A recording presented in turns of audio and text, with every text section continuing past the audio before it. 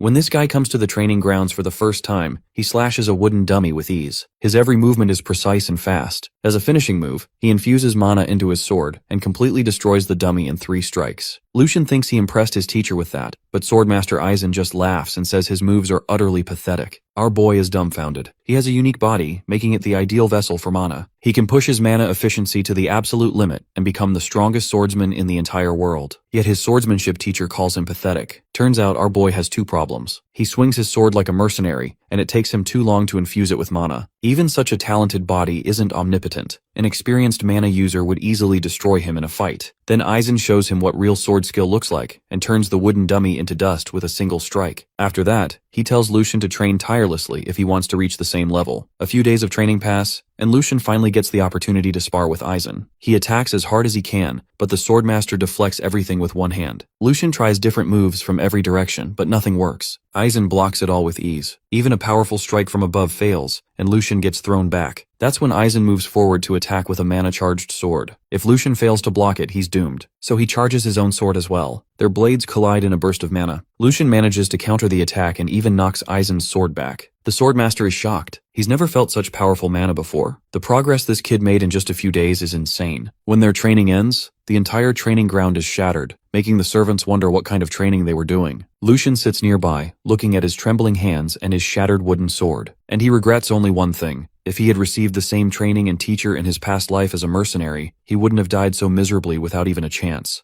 A mercenary who doesn't die is third-rate. That's what they're told anyway. Mercenaries get paid the big bucks because they're expected to break for their masters. It's the same bullshit every sellsword hears. In Jake's eyes, all nobles are cut from the same cloth. When they're desperate, they open their coffers, promise land, whisper about titles. When things fall apart, they change their tune. Suddenly it's excuses, blame, and hollow righteousness. Jake has heard plenty of unconscionable things from highborn brats, but nothing compares to what he's being asked to do now. The noble-born commander-in-chief's final order is suicide, plain and simple. As captain of the Fang mercenaries, Jake can't help but laugh. A piece of trash mercenary like him is expected to die with the honor of a knight, entrusted with a so-called final mission. The army has been beaten into the dirt. The city burns. The castle crumbles. Rebel blades are already at the Crawford family's throat, and there's nowhere left to run. Jake is ready to cut his losses and disappear. If even the Empire's most talented commander has given up, what's the point? It's a shame the only decent noble Jake ever met has been reduced to this. The plan is simple. When the rebels launch their final assault tomorrow,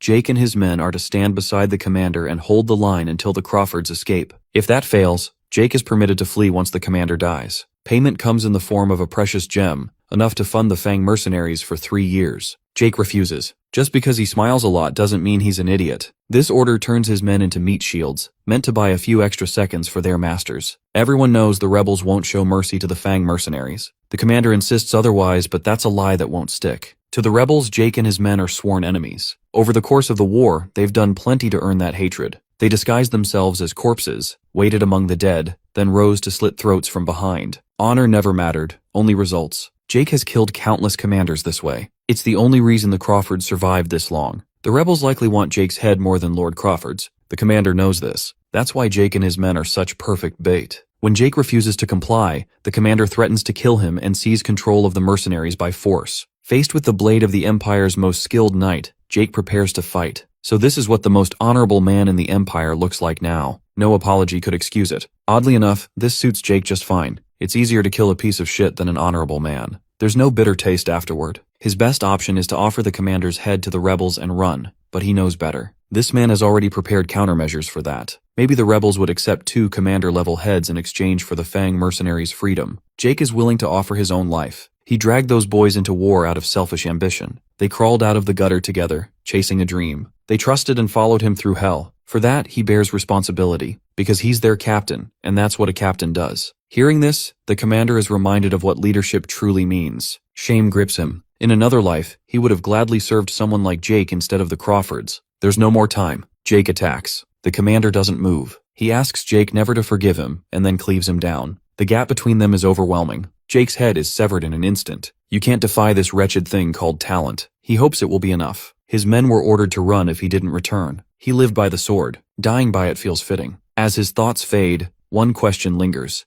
If he'd been born with the same opportunities as a noble, how far could he have climbed? Then there was nothing. until consciousness returns. Jake opens his senses to a boy's frantic pleading. Before he can make sense of it, a heavy hand slaps across his cheek, jolting him fully awake. A boy stands over him, crying genuine tears and calling him Master Lucian. He couldn't help but feel like something was terribly wrong here. First of all, his scarred, experienced, and battered like an old rag body is gone. In its place was a young master's form, so pristine and fresh it smelled of fresh grass. Secondly, who the hell was this snotty brat who slapped his cheek while wailing at the top of his lungs? The boy thought he had passed away. The boy's heart couldn't handle that. As a personal servant, he would have been executed and buried next to his master. Most of all, it would be a massive tragedy for the family. Jake couldn't fathom what the guy was yapping about. Young masters, personal servants, family, none of those have anything to do with his life. The last thing he remembers was his bloody death. How in the world is his head still attached? His brain went into overdrive, judging the situation and scanning the surroundings. He concluded that somehow he had entered the body of a complete stranger. This stranger just happened to be a pretty boy with a killer face. He couldn't help but admire himself in front of the mirror. From his flawless looks alone, he was radiating waves of nobility. The decor suggests it belongs to a scion of a household that reeks of money. In need of more info, he dug through some foreign memories and remembered his servant's name,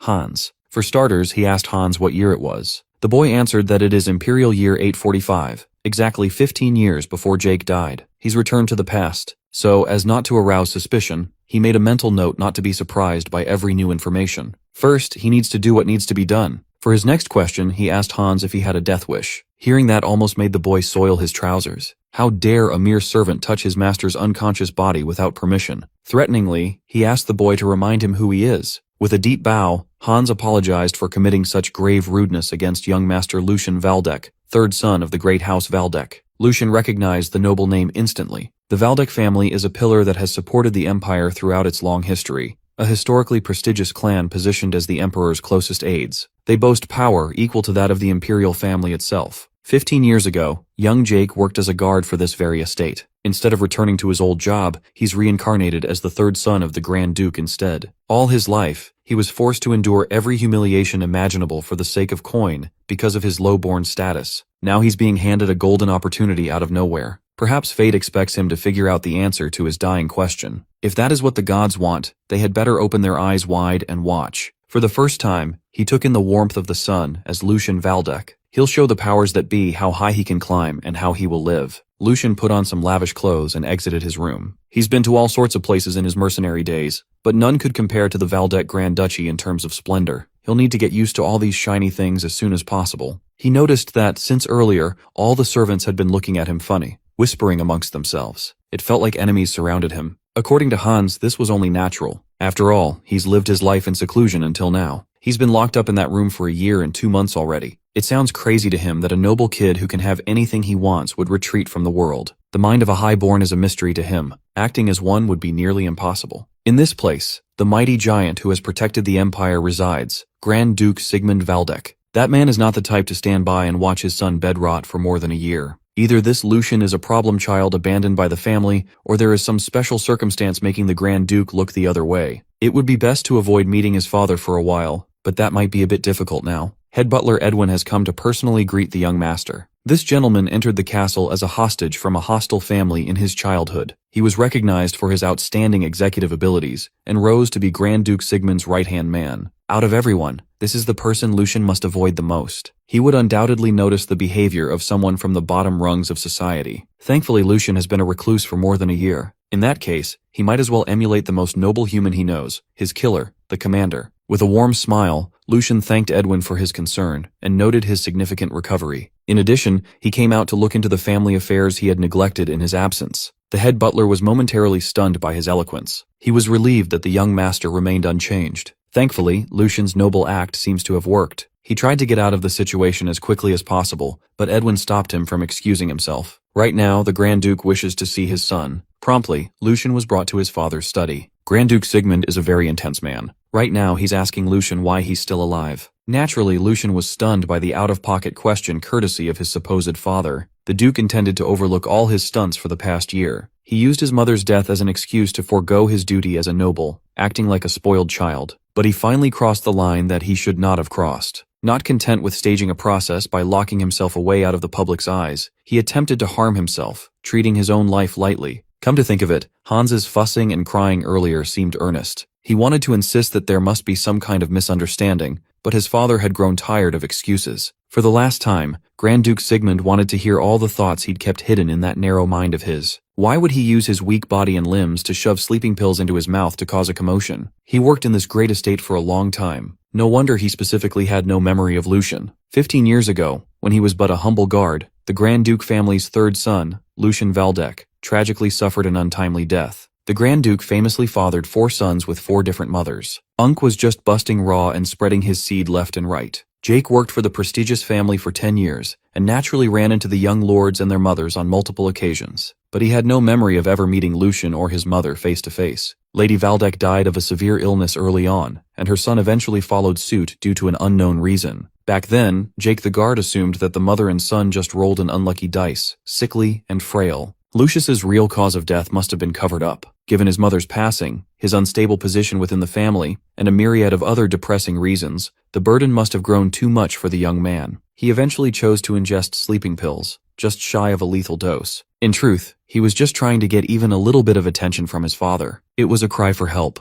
However, he failed to account for the damage his year-long seclusion dealt to his frail constitution. Unable to tank the drug's effects, Lucius Valdek accidentally drew his last breath. The new Lucius must maneuver his way out of this delicate topic. The Duke sounds a bit cruel to a neglected son he hasn't seen in a year, and the scolding felt a bit harsh. No matter how stoic Sigmund presents himself, he's still a father. His insides must be churning. But this is not the time to be considerate of someone else's feelings. Lucius is on the verge of falling off the noble cliff. He might not get another chance to redeem himself if he says the wrong thing. When the Duke gives a final ultimatum, you'd better believe that he'll follow through. Lucius could practically hear the sound of cracks forming in his promised golden future. If he doesn't give the Grand Duke a satisfying answer to his actions, he would be sent away as a priest in a remote monastery at the minimum. He's not ready to say goodbye to the secular world just yet. The worst outcome would be getting dragged to a harsh northern territory, suffering the bone-chilling cold of snowfields, and the appetite of starving beasts for a lifetime. He's barely a few hours away from getting his neck sliced and restarting a new life, yet the first real dilemma has already reared its ugly head. Lucius refused to let some convoluted family affair ruin his precious second chance. So he spoke out just as his father ordered. First, he offered a sincere apology for smearing the Valdek name with his foolishness and causing great concern to everyone, especially his dad. He admitted his fault and promised to willingly accept whatever punishment the Grand Duke metes out. But that won't be enough to move one of the most powerful men in the empire. Instead of playing to his father's paternal senses, he urged the Duke to rejoice to his heart's content instead. What happened in the past is irreversible. Instead of tying his life, salvaged from the brink of death, to the past, he intends to live diligently for the bright future ahead. His stance, conviction, and confidence really sold his words. Instead of a lecture, he implored the man before him, not as a Grand Duke, but as a father, to offer one word of encouragement. Lucius believes that a child who is in the wrong must sincerely repent before their parents, and that the parents must willingly embrace such a child. Isn't that the proper duty between fathers and sons bound by the laws of heaven? Head butler Edwin was quite stunned by the eloquence of the young master's speech. He felt the drastic change in the kid's aura and atmosphere. Lucius acted and sounded vastly different from the feeble kid who was always cowering. The young man in front of him was an entirely different person. After considering what the boy had just spilled, Duke Sigmund did not appreciate being lectured on the duties of a parent. Even so, a brief and faint smirk could be seen across his face. Listening to his boy made him realize that he's lived long enough to truly see everything. Hearing his father's stern voice soften up ever so slightly, Lucius inwardly sighed in relief. As he expected, instead of bowing and cowering clumsily, ramming into his father boldly was the correct decision. Rather than a rat that constantly tiptoes on eggshells, the Grand Duke values the spirit of a wild dog that knows how to attack decisively. His decade-long service to Sigmund Valdek is coming in handy right now. The Duke never expected to hear his most damaged son be so brazen after coming back from the dead. Since Lucius mentioned diligence himself, Sigmund asked his third son about his plans from now on. Picking his words with intent, Lucius answered that the first step would be fixing his broken body first and foremost. After that, the image of the most talented fighter he's ever teamed up with and fought flashed in his mind. Once his body is back to a healthy state, he intends to learn the sword properly and to take it seriously this time around. He reckoned that eating and sleeping diligently would eventually restore his vitality, and everything would work out somehow. The scowl in the Duke's face was erased. He was impressed with his son's surprisingly adept rhetoric. Whether everything Lucius said is just empty words or not, time will tell. To get him started, Duke Sigmund allowed head butler Edwin to give the kid something that should help.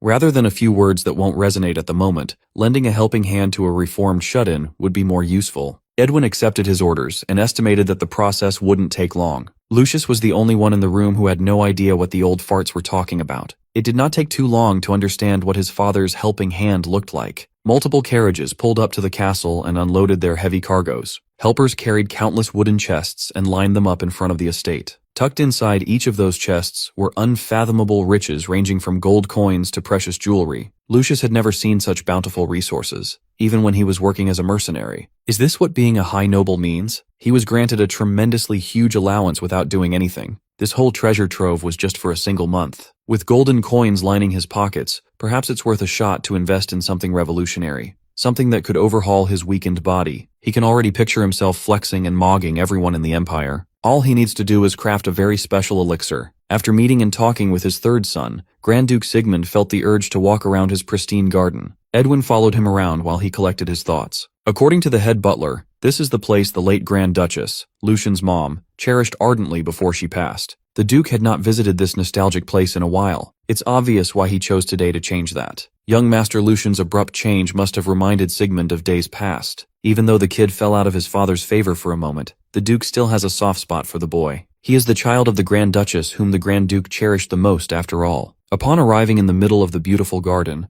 Sigmund commented on how pathetic his son had become. The kid was always busy rolling his eyes around as if afraid of everything around him. He would whine like a beaten dog if Sigmund raised his voice even just a little. Lucian's attitude had become so different from the late Duchess. Sigmund almost gave up on him. He had considered that the only resemblance Lucian shared with his mother was his appearance. But Sigmund's opinion of the boy changed for the very first time today. The thought that he might have been wrong occurred to him after that meeting. Edwin must have seen the drastic change too. Instead of cowering, that child looked his father straight in the eye and bravely stated his opinion. He did not waver under pressure and showed a truly resolute backbone. They knew from the jump that Lucian had a tender heart. Maybe he just bloomed a little later than his brothers. After all, he inherited the Grand Duke's blood. Even so, Sigmund remains wary of getting his hopes up. From now on, he will assign Lucian tasks that can never be solved with just a few eloquent words. On that note, Edwin brought up a problem that may arise. They resumed the flow of support funds into Lucian's pocket. This fact had already been leaked to the outside. Upon investigation,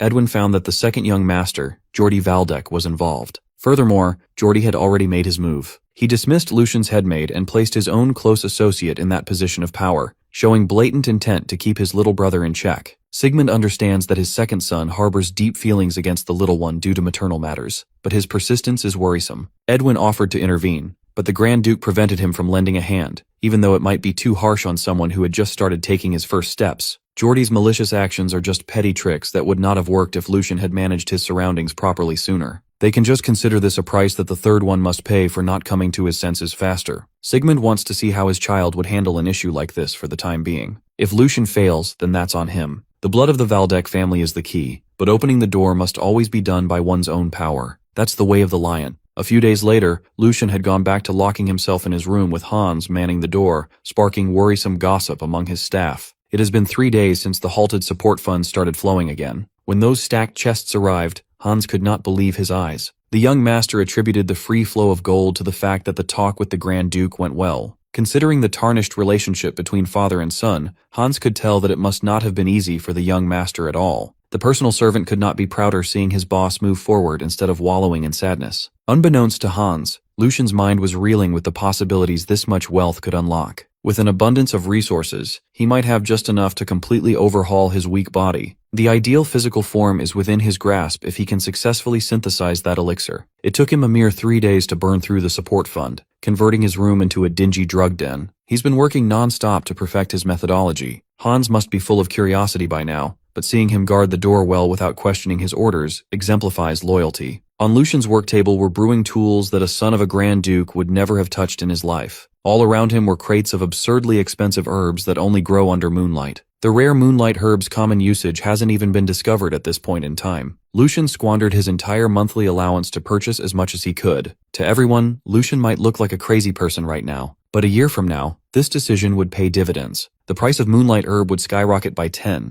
over 20 times over. He's basically buying up flower-shaped Bitcoin in 2010. Now that he's working on extracting the value from this miracle herb on his own, he's gained a newfound respect for the Alchemist Guild for their boldness. When they started experimenting with moonlight herbs, success must have been unclear, but they still took a chance and scraped up all the moonlight herbs in the empire. They took the gamble of a lifetime with the guild's fate on the line. Thanks to that boldness, the alchemists would release an unprecedented elixir that shook the empire to its core. People referred to the miracle drug as the drink of the gods, nectar. Due to the arrogance of attaching God to a mere drug, the Alchemist Guild faced the danger of blasphemy charges from the church. But once nectar's efficacy became known to the public, everyone was too busy trying to get their hands on it that the charges of blasphemy were forgotten. After 3 days of grinding it out with his alchemy set, Lucian finally concocted a successful batch. Nectar challenged a proposition that had never been denied for over 1,000 years. The realm a martial artist can achieve is supposed to be determined the moment they are born. For the longest time, that limit was considered an absolute law that one can defy. Innate nature was supposed to be predetermined, and one's constitution can never be changed. The established common sense was swiftly shattered into pieces thanks to nectar. Just by drinking one vial, it can transform those with zero talent into a capable warrior. The one he hastily concocted in his room falls short of the original's efficacy. He's not a real alchemist after all. He only knows how to make the mass-produced type. But this bottle should be more than enough to repair his severely broken body right now. He got lucky that he was thrown back in time for this to be a possibility. Later, when the chaotic era sparked across the empire, the first thing that burned was the Alchemist Guild. Authorities deemed the nectar recipe to be a destabilizing force that threatens the balance of power. Men sitting on their thrones worked hard to erase the original recipe from history. However, some people managed to gather enough clues to cobble up something similar. One of those people was Jake the Mercenary. Most guys who tried to experiment with the moonlight herb died from its side effects, but he succeeded. Without hesitation, Lucian opened the vial of freshly brewed nectar and downed its contents. In doing so, he had become the first human to transform nature's power into his own. Depending on how well the process of circulation goes, he could harness the influx of mana spreading throughout his body to evolve. The quality and power one can draw out differ starkly from person to person. Borrowing the miraculous power of nectar, he started forcibly widening the blocked paths inside his body. Lucian thought that the effects of the drug would cease once his paths were opened, but he was wrong. Typically, one should feel excruciating pain due to the intense process, yet he felt completely fine. On the contrary, an abundance of mana is spreading unhindered all throughout his body, seemingly finding and settling into its rightful place.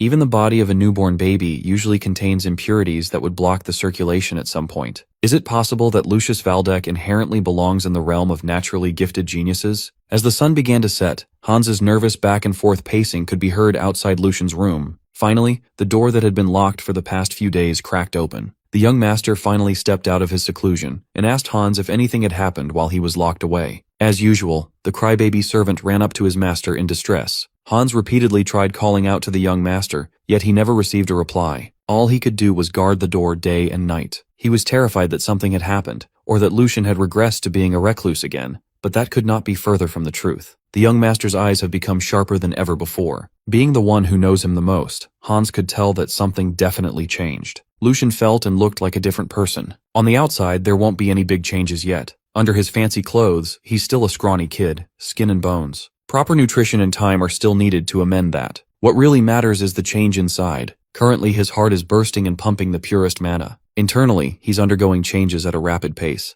Lucian's natural constitution made this result possible. Feeling nectar's unhindered effect, he's become certain that his body's potential puts him in the same category as legendary figures who changed the world. If everything goes well, he might even surpass his peak as a mercenary captain in under a year. Since Hans helped him immensely the past few days, he feels indebted to the dude in a way. He believes that reward and punishment must always be made clear. Grabbing the boy by the shoulders, he urged Hans to listen carefully. He advised Hans to empty out all his savings, down to his underwear, and dump it all on a very lucrative investment from the ground floor. Do that, and Lucian promised to give the poor servant the easiest money he could ever earn. Feeling like a gracious saint, Lucian promised to include Hans as the investment rises to the moon. He was completely serious. Back in his day, there weren't any nobles who would look out for a servant like this. A week after drinking up the miracle drug, Lucian felt in the mood to take a stroll around the peaceful forest nearby. He was whistling and humming all throughout the stroll while Hans looked at his young master like he had gone insane. Lucian was just appreciating such a heavenly lifestyle. He never would have thought that life could be this comfortable. In the Duke's estate, scrumptious meals would show up whenever he wanted to feast like a king.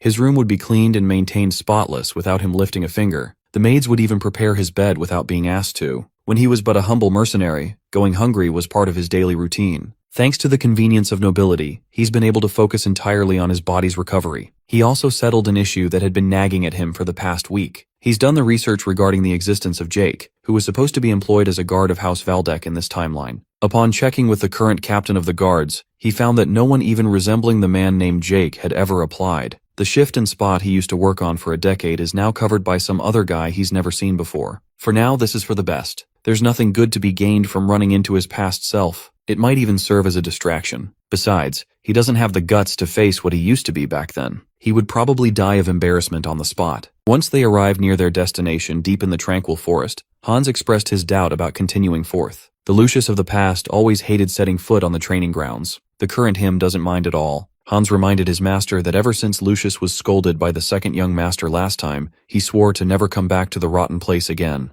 Judging from Hans's reaction, it's easy enough to picture what happened back then. For a noble child of the Grand Duke's house, training in the way of the sword is a basic requirement. His older brother, Geordie, must have used the training grounds as the perfect place to knock him down a peg under the name of sword training. He planted pure terror in the mind of young Lucian, making sure that a rival for succession would never take another step into the training grounds again. It's easy to guess why Geordie would do such a cruel thing, but there's no need to worry about that now. Everything that happened in the past belongs to the past. It's time to overturn that fear. All Hans has to do is have a little faith and follow his master closely. Inside the training grounds, the Knights of Valdek were abuzz upon hearing that the third young master had come to their sacred ground of his own volition. One mustached knight was particularly annoyed that the brat of the Valdek family dared to set foot on the training grounds. He sees this as an opportunity to remind the kid of what happened last time he tried coming here. First and foremost, he sent someone to report the third son's arrival to the man overseeing the grounds. Mr. Mustache will make sure to prepare the meal nicely before the boss arrives. Upon entering the facility, Lucian saw a place beyond what he could ever dream of. There were plenty of spare weapons organized in racks. There's no need to worry about breaking them in training. The space and the stage were wide open, perfect for serious movement. It's ridiculous to think that all this is just one person's private facility. If he and his boys had the opportunity to train in a place like this, perhaps some of them might have lived a bit longer. His reminiscing was interrupted by the grating voice of the mustache-twirling knight. He expressed his sarcastic surprise at seeing the third young master enter. Mr. Mustache made sure to remind Lucian of what happened the last time young Master Geordie schooled the third son in front of everyone. He compared the incident to a lamb being chased by a wolf. The mustached knight sneered and covertly mocked Lucian for bringing a servant into a sacred ground for warriors. He goes by the name Hendrik, and even his introduction contained a thinly veiled mockery of Lucian. A year ago, Hendrik personally guided Lucian's swordsmanship lesson alongside the second young master. He found the experience enjoyable. The same couldn't be said for Lucian of the past. Apart from his big brother, this Hendrik fella had a hand in instilling a deep fear of swordsmanship into the third young master. The current Lucian could not be more different than what he was in the past. With this mustached bastard flaunting in front of him, things just got very interesting. Traditionally, knights are hailed as the embodiment of honor and loyalty. They are usually born into noble families, trained strictly in martial arts and etiquette from childhood. Once they gain enough merit through battlefields and missions, they can officially receive knighthood from their respective lords, elevating their status as a true knight. In Lucian's opinion, knights are nothing more than expensive hunting dogs wearing their master's fancy collars. They are obligated to show courtesy and curry favor to lords and highborn bloodlines who can provide them with wealth and honor. This arrogant bastard in front of him, Hendrik, can't even do that right. Lucian's poor standing in the family probably plays a part in his poor treatment, but he has the balls to be an ass, mostly because of the man backing him. Geordie's leash makes him feel untouchable. In all honesty, Lucian would love to give this clueless idiot some intense training, break his mindset down from the ground up and whatnot. He'd have a ton of fun toying with this man if given the chance. Unfortunately, he must keep in mind how his father would react if he went overboard. Like it or not, knights are the core fighting force of a noble house. They are valuable assets. Any punishment deemed improper would only create needless tension between lord and vassal. Lucian can't go all out just yet. This is not the right time. With a clear tone, he spoke up. He can't keep avoiding the training grounds just because of a little incident from the past. He announced that from now on, he'll come by more often to learn sword forms. He's already wasted a whole lot of time rotting away. He's got a lot of catching up to do. Hearing the third young master mention learning sword forms made Hendrik cackle. He asserted that it's far too late to be learning sword forms, given Lucian's age. He explained that past the age of 15, starting from the bottom would be an impossibility. For a 16-year-old shut-in, it's basically over. Sword forms are secret techniques and legacies left by those who came before them. Just by following the movements invented by the ancestors, the new generation could gain insights. They could also refine the body, illustrating ancient wisdom at its finest. But sword forms are only accessible to people with an open path of mana to begin with. According to Hendrik, those mana paths close after 16. If Lucian starts now, it would be nothing more than physical exercise. Sword forms without enlightenment are akin to an empty shell, completely useless. Perhaps that would suit the third young master more. Useless training for a useless noble. He can even become the Empire's greatest dancer while he's at it. That way, he can save time finding what he's really suited for, instead of mindlessly swinging a sword. Hendrik also proposed that Lucian should just spend his days tending to the gardens. Everyone has a role they must play in this world after all. Judging from the silence of the other knights, it seems like they support Hendrik's mocking. The mustached knight was quite proud of himself for knocking a noble boy down a peg, rendering him speechless and unable to say a word. In truth, the claim that the path of mana closes at 16 years old is a blatant lie. It is something that could be easily exposed with a bit of checking, but that doesn't matter to Hendrik. If he's ever called out, he can just play dumb and smooth it over quietly. His real goal is already achieved. He just wanted to thoroughly crush the hopes of a foolish kid who can't even argue back. Every knight in the training grounds sees Lucian as a pathetic worm, terrified and frozen in place even while being mocked by a mere retainer. In response, the third young master played along and replied with a meekly trembling voice. He alleged that Hendrik's claim sounds a bit different from the texts. As far as he knows, the path of mana closes not at 16 but at 25. There shouldn't be any problem if he's to start now. Hendrik rudely asserted that he was in the right. Lucian pounced and implicated his big brother Jordy by asking if Hendrik's boss shares the same view on the issue. Dumbass Hendrik confidently answered that his boss would back him up. He didn't even know that he had just fallen into a cleverly laid trap. Lucian lamented that House Valdek must be on the road to ruin these days. He even included clueless Hans in his performance. The third young master complained that this foolish knight in front of him couldn't even understand the most basic thing that even a stray mutt in the streets would know. Just how many promising talents have had their chances stolen by ignorance? If the knights of his house can't even retain a fundamental truth in their tiny brains, the next generation of knights is doomed. Thanks to Hendrik's loose tongue, Lucian could push the blame onto his dear brother's empty skull. If Jordy runs his training grounds with such ignorance, then this is a disgrace to the house and a clear crisis. Surely a mere vassal like Hendrik would never try deceiving the Lord's own son.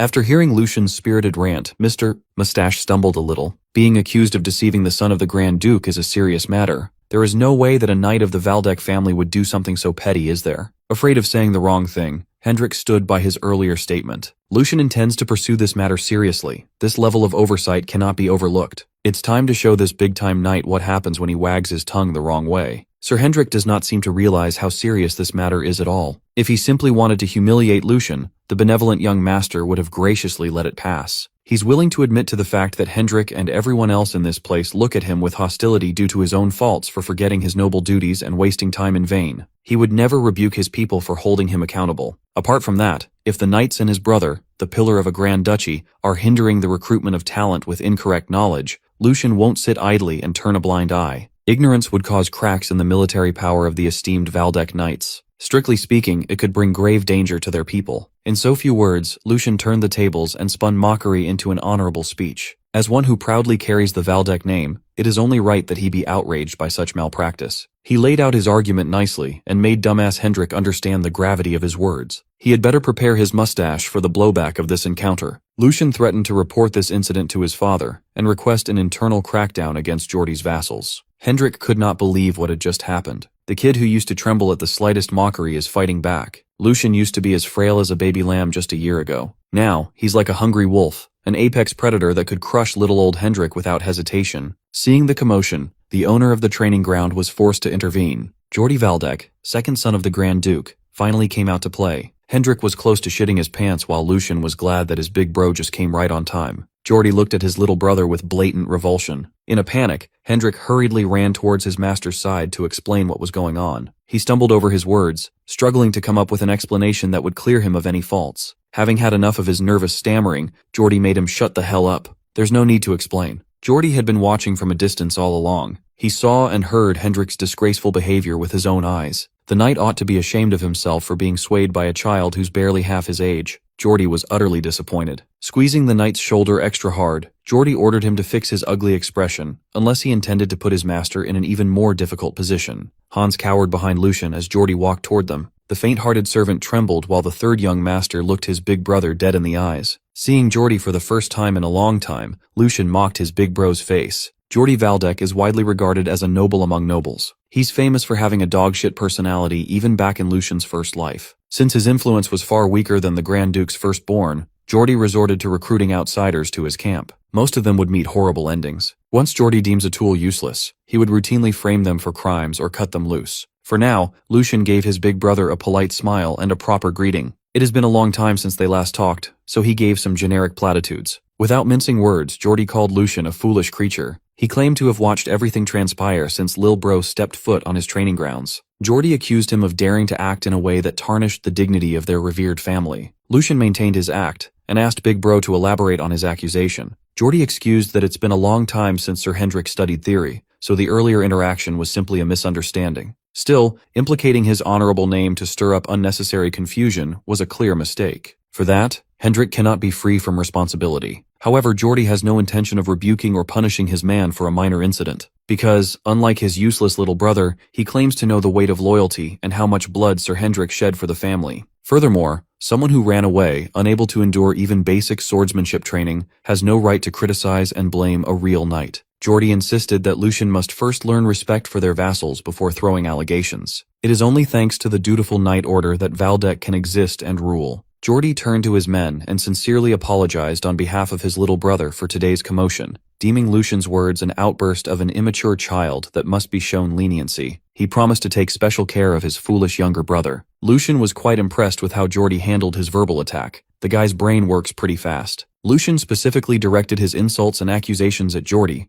but the second son slyly twisted it into an insult against the knights, riling them up, while saving face in the process. Today was just a warm-up. He'll give props to Jordy for handling the issue at hand. Hand on chest, Lucian acknowledged the misunderstanding and appreciated Jordy's choice to refrain from a rightful scolding for daring to insult an older brother. He pretended to take Jordy's words to heart, regarding them as precious guidance. Even while praising his big brother, Lucian found a way to call him an empty-headed fool backhandedly. He expressed shame for saying such embarrassing things earlier, branding himself as a younger brother eager to learn from Big Bro's kindness. Lucian exaggeratedly praised Jordy, ordering Hans to record Big Bro's teachings at once. Paper simply won't do. Such words must be embroidered on the finest silk. Doing this serves two purposes. He's using Jordy to wipe away Lucian's weak image while carving a new and solid impression into everyone's minds. This is a rebrand. The pathetic third young master no longer exists. In his place is a man who knows how to play the nobility game. With that said, Lucian excused himself, asking Jordy for permission to leave.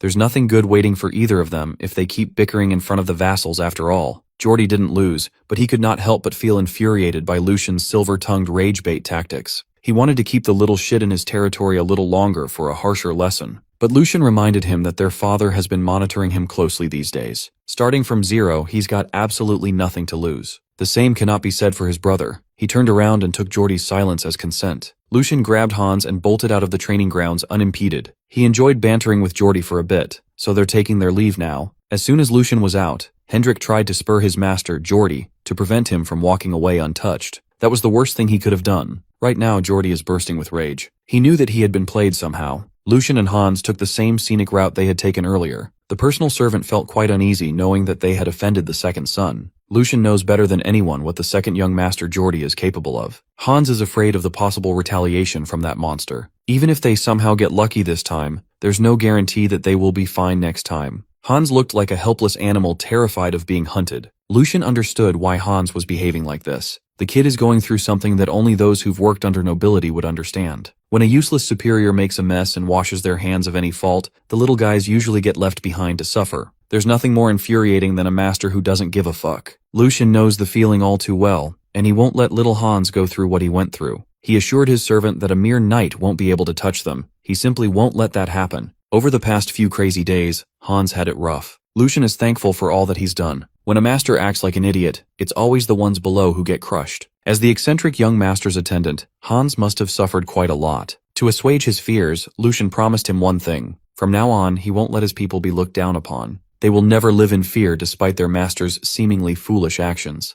Hans took the second young master's promise to heart and took his supporting hand. Back in the Valdek estate, Lucian is out and about alongside his trusty attendant. After the training hall incident, he found it odd that things had gone eerily quiet. He's aware that Jordy is not the type to just sit back and take a beating without retaliation. Today, Lucian found out the petty trick his brother has been cooking up in the background. He received a piece of paper that made him angrier than ever before. Oddly enough, even the usually docile Hans could not let the contents of that paper slide. Master and servant marched like they had just suffered the vilest injustice possible. That brother of his dared to touch the one thing that he should have never touched, Lucian's allowance. Hans was only on board because even his salary was deducted. Lucian woke up earlier this morning in high spirits. He knew that the letter detailing this month's budget plan was arriving. This is the day when he's supposed to buy extra moonlight herbs and stock up on necessary supplies. His account was supposed to be replenished after last month's spending spree. At least that's how it should have been. But upon seeing the figure on that piece of paper, his smile quickly faded. He was so shocked that he lost grip of the document. According to the budget summary, his allowance has been cut by 75%. Similarly,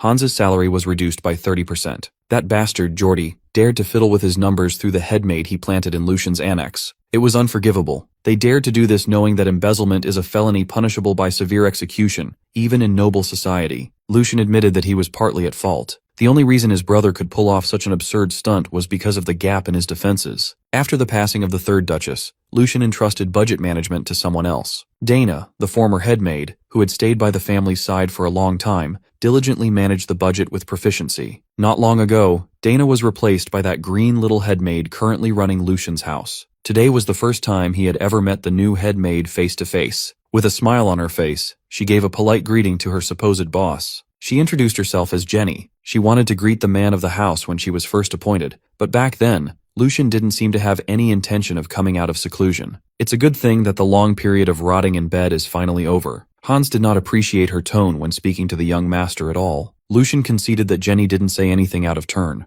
Today he wants to skip all introductions and small talk. He came to the maid's quarters to discuss more pressing matters at hand. To deal with the funding issue swiftly, he chose to ask direct questions to Jenny. He asked if she was the one who drafted the absurd budget plan for the month. In response, she stifled a chuckle. Jenny proudly admitted that she was the one who wrote the entire thing. She cited that Lucian ceded full authority to the former headmaid. Upon assuming Dana's responsibilities, she simply carried out her duties as they were handed to her. Jenny slyly declared that she feels a bit perplexed by the young master's questioning when she's worked so diligently all this time. After all, organizing the budget plan was originally a task that the master of the house was supposed to do himself. Lucian knew that Jenny would use that fact as an excuse. His negligence is partly to blame once again. For that, he must admit that it couldn't be helped. However, something still doesn't add up. According to the budget plan, the majority of the funds his father reissued were somehow allocated to raising every servant's salary. Since his house staff suffered due to negligence, he's willing to consider the money loss as compensation. But if that's the case, then why was Hans's salary cut instead of raised? Even a child would see that this was a blatant financial attack orchestrated by the young headmaid. Jenny played dumb and insisted that there must have been a mistake. She used the struggle of managing a household as an excuse for such an oversight. She urged the maids working under her as witnesses to testify to how overworked she's been. Seeing how they froze under her gaze, it's plain to see that Jenny had already taken over the house through the staff. With frantic smiles, all the maids hurried to defend Jenny's decision while praising Miss Jenny. They even promised to assist the headmaid better from now on to avoid such oversight. Lucian sighed in defeat and retreated with Hans. The one time Hans expected his master to push back, but he didn't. Right now, the body of the house is under Lucian's name,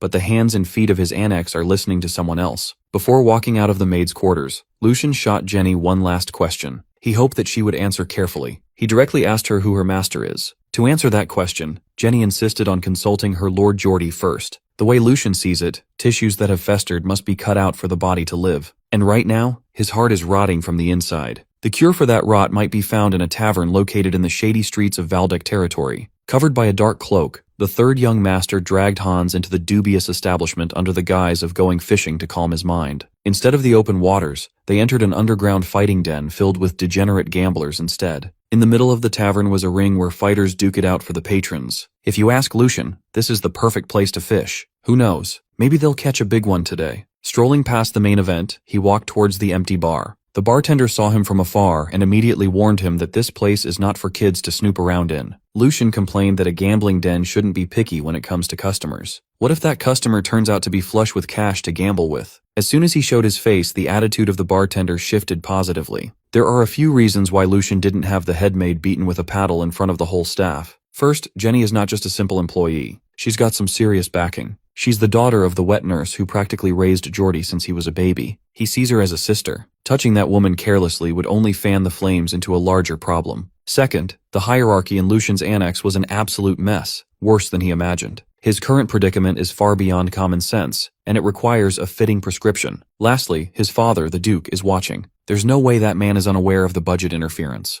In other words, fixing the chaos in his household is just another test that he must pass. He'll just have to show the Grand Duke and his staff what he's got under his sleeve. To get things rolling, he decided to take what remained of his diminished allowance and hit the tables in this dingy gambling den. Slowly but surely, his stack of chips grew as he played every card hand perfectly. The sounds of the dealer's fancy shuffling filled the hall. That's the sound of money flowing back to Lucian's pockets. It's been a few hours since he sat down, locked in, and started growing his bankroll. He was winning so much in a row that his table had amassed an audience. He just cleaned out one of the den's seasoned veterans without breaking a sweat. As a regular of the den, the veteran could not believe that he was cleaned out by a brat. Lucian talked a lot of shit on the table, making him an infuriating opponent to play against. Thankfully, the veteran knew when to cut his losses and back off. Hans's mind was blown. He never knew that his master was such an expert gambler. With tall stacks of chips overflowing around him, Lucian demanded a new opponent, preferably someone who could handle him. Aside from lining his pockets with gambling money, he's cleaning out the poor saps in this gambling den for another reason. By his estimates, the guy he's been fishing for is about to make his move. As expected, the door of the hidden gambling den swung wide open to welcome a new challenger. Lucian's prediction was right on cue. It's about time to reel in the big fish. A burly man walked into the hall, attracting everyone's attention. He sported a rugged exterior and a nasty scar across his face. The man apologized for failing to recognize such a distinguished guest right away, and for the late greeting. He introduced himself as Hugo, the manager of this humble establishment. Hugo snapped his fingers, and his dealers sprang into action. They apologized to every other patron inside the gambling den, given that they must close business for the day to tend to certain circumstances. The trained employees politely led the gamblers out of the den, promising to treat them extra generously on their next visit. Hugo's business is taking a hit from inconveniencing his other guests, but that doesn't matter right now. As long as young Master Lucian can enjoy gambling in peace, it should be worth it. Lucian was genuinely impressed that Hugo recognized him even though he hadn't been out in public for a while now. Then again, that kind of intuition is a requirement to survive in this crooked business. Once more, the big man apologized for the delay in his greeting. Lucian claimed that he just came by for a change of pace, so there's no harm done. Hugo praised his accumulated towers of chips. It's been a long time since a guest of the establishment stacked up a pile of winnings this large. If Lucian doesn't mind, Hugo asked for permission to step in as his next opponent on the table. The third young master goaded the big man to proceed. With a patented customer service smile, Hugo humbly claimed that he's no match for the young master, but he'll do his best to show the few tricks he picked up over time. Surely a battle against the gambling den's manager would be enough to pass the time. Feeling the pressure coming off the big man, Hans whispered in his master's ear, urging him to just cash out and dip, since they already made plenty of money as it is. He has a very bad feeling about that scarred man. Hans had seen plenty of scary people in the castle, so he knew that this guy meant serious business. Hugo's eyes especially struck Hans's heart. Eyes like those are truly rare to come by. Lucian was pleased to hear that Hans's years of working as a servant in a noble house weren't for nothing. Everything Hans felt in his gut was true. Black Shark Hugo might have a gentle smile on the surface, but he didn't earn his nickname for nothing. In Lucian's previous life, Hugo's name shook the underworld like a natural disaster. His path began in the dark back alleys of a city under Valdec territory. He used his rough and sturdy body to make his enemies bleed. Equipped with both violence and clever schemes at his disposal, he became an unstoppable force. It didn't take too long for Black Shark Hugo to rise in prominence and infamy. He got his hands on gambling, smuggling, and even contract killings. He would dip into every crime that pays the best. With his ruthless methods, he eventually expanded his operation and became known as the King of the Night, ruling over the underworld of 5 territories. Later, he would use the impending collapse of the empire as a stepping stone into something more public-facing. With expert political maneuvering, he claimed the title of Baron for himself. He was one of the first ones to adapt to an age of chaos, evolving into one of the empire's fearsome warlords. But right now, Black Shark Hugo is nothing but a rookie in the underworld scene. That doesn't change the fact that he's a damn dangerous guy. Today, it's time to lower the bait and catch a wild shark in the bloody waters. With a deck of cards and a mountain of chips placed on the table, Lucian proposed that they play a simple card game. Hugo agreed and added that they shouldn't set a betting limit. He can't let the Valdec family's young master get bored with small stakes after all. Lucian happily agreed to the stipulation. He's just glad to find someone who speaks his language properly. Internally, Hugo sees Lucian as a typical brat who only acts tough because of his family name. A clueless cub who doesn't even realize that his jolly words will serve as the noose that will tighten around his neck. Deafening silence filled the room as the dealer dealt their respective cards. Truthfully, he didn't expect the brat to clean out the dealers from earlier. Even so, Hugo could use Lucian's winnings to his advantage. In his eyes, an immature kid drunk on a little bit of victory would only fall deeper into misery once they start losing. Hugo is itching to bleed this carefree noble brat dry with each hand they play. Before they could start playing, Lucian acted as though he had just remembered something he needed to do. Before they start trying to bleed each other's wallets, Lucian would like to ask Hugo a question. This is their first time meeting, but the young master already finds the criminal mastermind quite likable. One can judge a leader just by feeling out the atmosphere around their subordinates. It's evident that this gambling den is not exactly a legal operation. Managing an underground business at this scale is no small feat. If Hugo crosses the thin line of legality, the Valdec family would undoubtedly hear about it, and a purge would have likely happened long ago. Hugo insisted that he knows his place and is careful not to offend the higher-ups. Lucian may be a member of the Valdec family, but he assured the Black Shark that he's not the uptight type. Instead of beating around the bush, Lucian demanded an honest answer. He wanted to know when Hugo plans to start mass production. Without as much as flinching, the Black Shark asked what exactly the kid was referring to. When Lucian mentioned that thing being prepared in Vestra, Hugo felt his stomach drop. The third young master of the Valdec family casually dropped the nuke that he knew about the illegal hallucinogen Hugo had been working on. The truth bomb sucked the air out of that underground room. Even the guards posted at the door were taken aback. Out of everyone, Hans might be the most stunned, and it shows. Hugo dropped his cards on the table as his brain started formulating a proper response. Ultimately, he chose to play dumb, but his stammering made it evident that he was shaken up. While playing with his chips, Lucian doubled down with his accusation. With a sly smile on his face, he added that he also knew that Hugo was commissioned by Marquis Logren. The hallucinogens were formulated to shake up the Valdec territory with illegal drug distribution. He's not appreciative of the Marquis's cheap tactics at all. In his opinion, there is a line that should not be crossed between noble families. He asked Hugo if he shared the same opinion. Given Lucian's view of this betrayal, it would be more fitting to see the Black Shark as the more impressive one. Who else could have the audacity to dare commit such a heinous crime in Valdec territory but him? If one little thing goes wrong and he gets caught,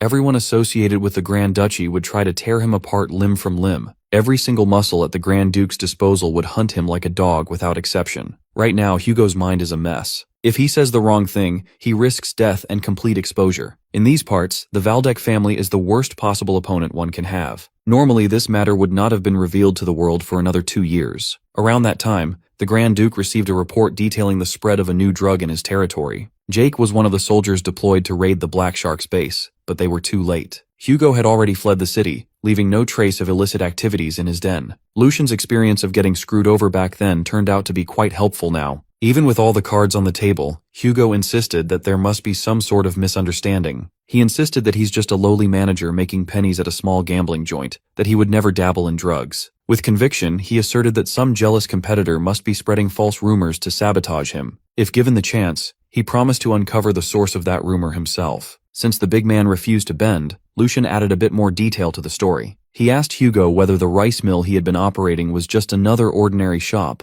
and whether the underground passage that connected right outside the castle was just an innocent escape route. For one last time, Lucian demanded an answer to his first question. Are they nearing the mass production stage? Hugo slumped in his chair. Somehow he was cornered into a checkmate position. The kid knows about the fake store and the secret passage. If he knows that much, excuses are essentially useless now. Cornered like a wild animal, Hugo considered killing the third son of the Duke right then and there. His men had already drawn their hidden weapons. A noble brat with no guards can be easily killed in one stroke. Lucian urged the Black Shark to think carefully before doing something he might regret. They are gambling with their lives as chips after all. He reminded Hugo to consider his next move, given how he climbed to his position. The big man dismissed the foolish thought of killing Grand Duke Sigmund's son. If he's caught, and there's a good chance that he will be, Hugo would be put in a position where begging for death would be the merciful way out. To save his skin, he swallowed his pride and dropped down to his knees. With utmost sincerity, he begged to be spared from the wrath of the Grand Duke. He could tell that there was a reason why the young master came to find him personally instead of kicking down his doors with a battalion of knights in tow. If the rest of the Valdec family knew of his crimes, his head would have flown off long ago. At this point, if Lucian told him to be a dog, he would be a dog.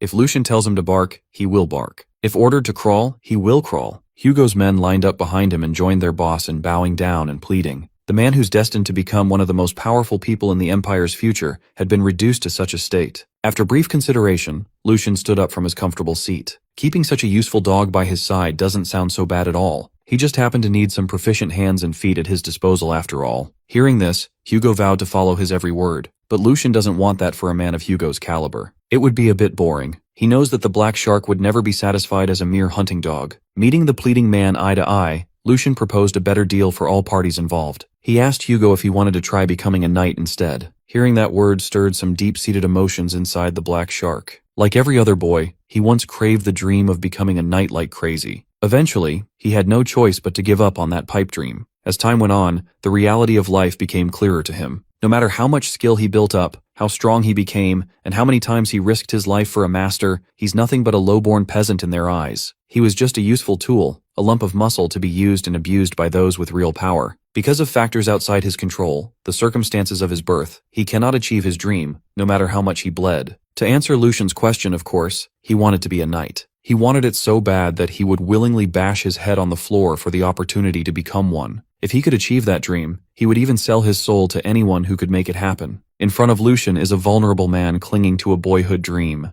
In the name of the Valdec family's honor, he promised to help Hugo become a real knight. If he can possess the integrity and honor to never be ashamed of himself in the future, mere status won't become a stumbling block. At that moment, Lucian's brilliant visage was burned into Hugo's mind. He offered to give Hugo the chance to live as a person, not as a mere tool. A few days after that gambling den encounter, Lucian arranged a meeting with all his house staff in his annex. He introduced a new addition to his growing team to his attendants. Hugo stood by him as a capable talent newly hired from the outside. In contrast to his master's casual demeanor, Hugo introduced himself with vigor and confidence. He says he's looking forward to working with his new seniors, but his terrifying face disturbed the staff. The maids and butlers didn't know how to appropriately respond to the young master's sudden announcement. With the introduction out of the way, Lucian intends to move on to the main event. He ordered his people to bring the head maid, Jenny, into his office at once. The butlers immediately recoiled upon hearing the young master's command. Lucian cited that it's only fitting to introduce the new hire to the head maid. After all, they can't have a messy conversation like last time. He simply wanted to report the news to the oh-so-busy Jenny first. As expected, his entire staff reacted as though they answered to the head maid and not to him. The internal situation is already beyond repair with normal methods. Not a single maid or butler heeded his order. To them, Lucian looks nothing more than a rotten rope with no real power. He'll have to orchestrate a show of power so convincing to take back control over his own house. One of the butlers stepped up and pleaded for Lucian to consider their situation as well. Everyone in this annex is aware that head maid Jenny is favored by Lord Geordie. She's taken over the house and the staff completely. The butlers and maids dare to protest against their useless lord for insisting on fanning the flames and putting them in a tough spot. They would have preferred living quietly like before, when all the young master did was decay in his bed. Hans could no longer listen to these lowly servants. He roared at everyone to wake the fuck up and remember their forgotten duty. The master of this house is young Master Lucian, and not that red-headed bitch or that insufferable Geordie. After watching the madness from the sidelines, Hugo firmly grasped the current situation and offered a simple solution. Since the young master's sharp words seem too good to be wasted on these stupid-ass servants, he can bring a more effective alternative. He's heard enough and grasped what must be done. Hugo assured his master that he would handle the problem. For those who can't distinguish between high and low anymore, the method to imprint loyalty is awfully simple. He advised that his way could get a bit rough, so he needs the boss's permission. Lucian was pleased with how fast Hugo's brain works. That's the primary reason why he went out of his way to recruit the big man. Luck was truly on his side this time around. Hugo was still in the early stages of developing the drug. If it had progressed any further, he would have never been able to bring the black shark over to his side. With utmost confidence, he gave Hugo permission to do precisely what they've both been thinking. He gave his new confidant the green light to turn up the intensity as high as necessary. To get things started, Hugo walked over to the protesting butler, towering over the puny servant. Looking at the black shark up close would make anyone tremble in fear. His intimidating frame and killer gaze overwhelmed the senses. He looked like the type who would commit heinous crimes. The butler convinced himself that Lucian must have picked up a back-alley thug. He smugly offered to give the big oaf some advice as someone who knows the situation in this house, and cautioned Hugo to choose the right side. The smug butler tried scaring Hugo off with the threat of young Master Geordie's cruelty. All these servants believe that the scales have long since tipped away from Lucian. Surely the giant thug won't be foolish enough to risk his life over a few coins, right?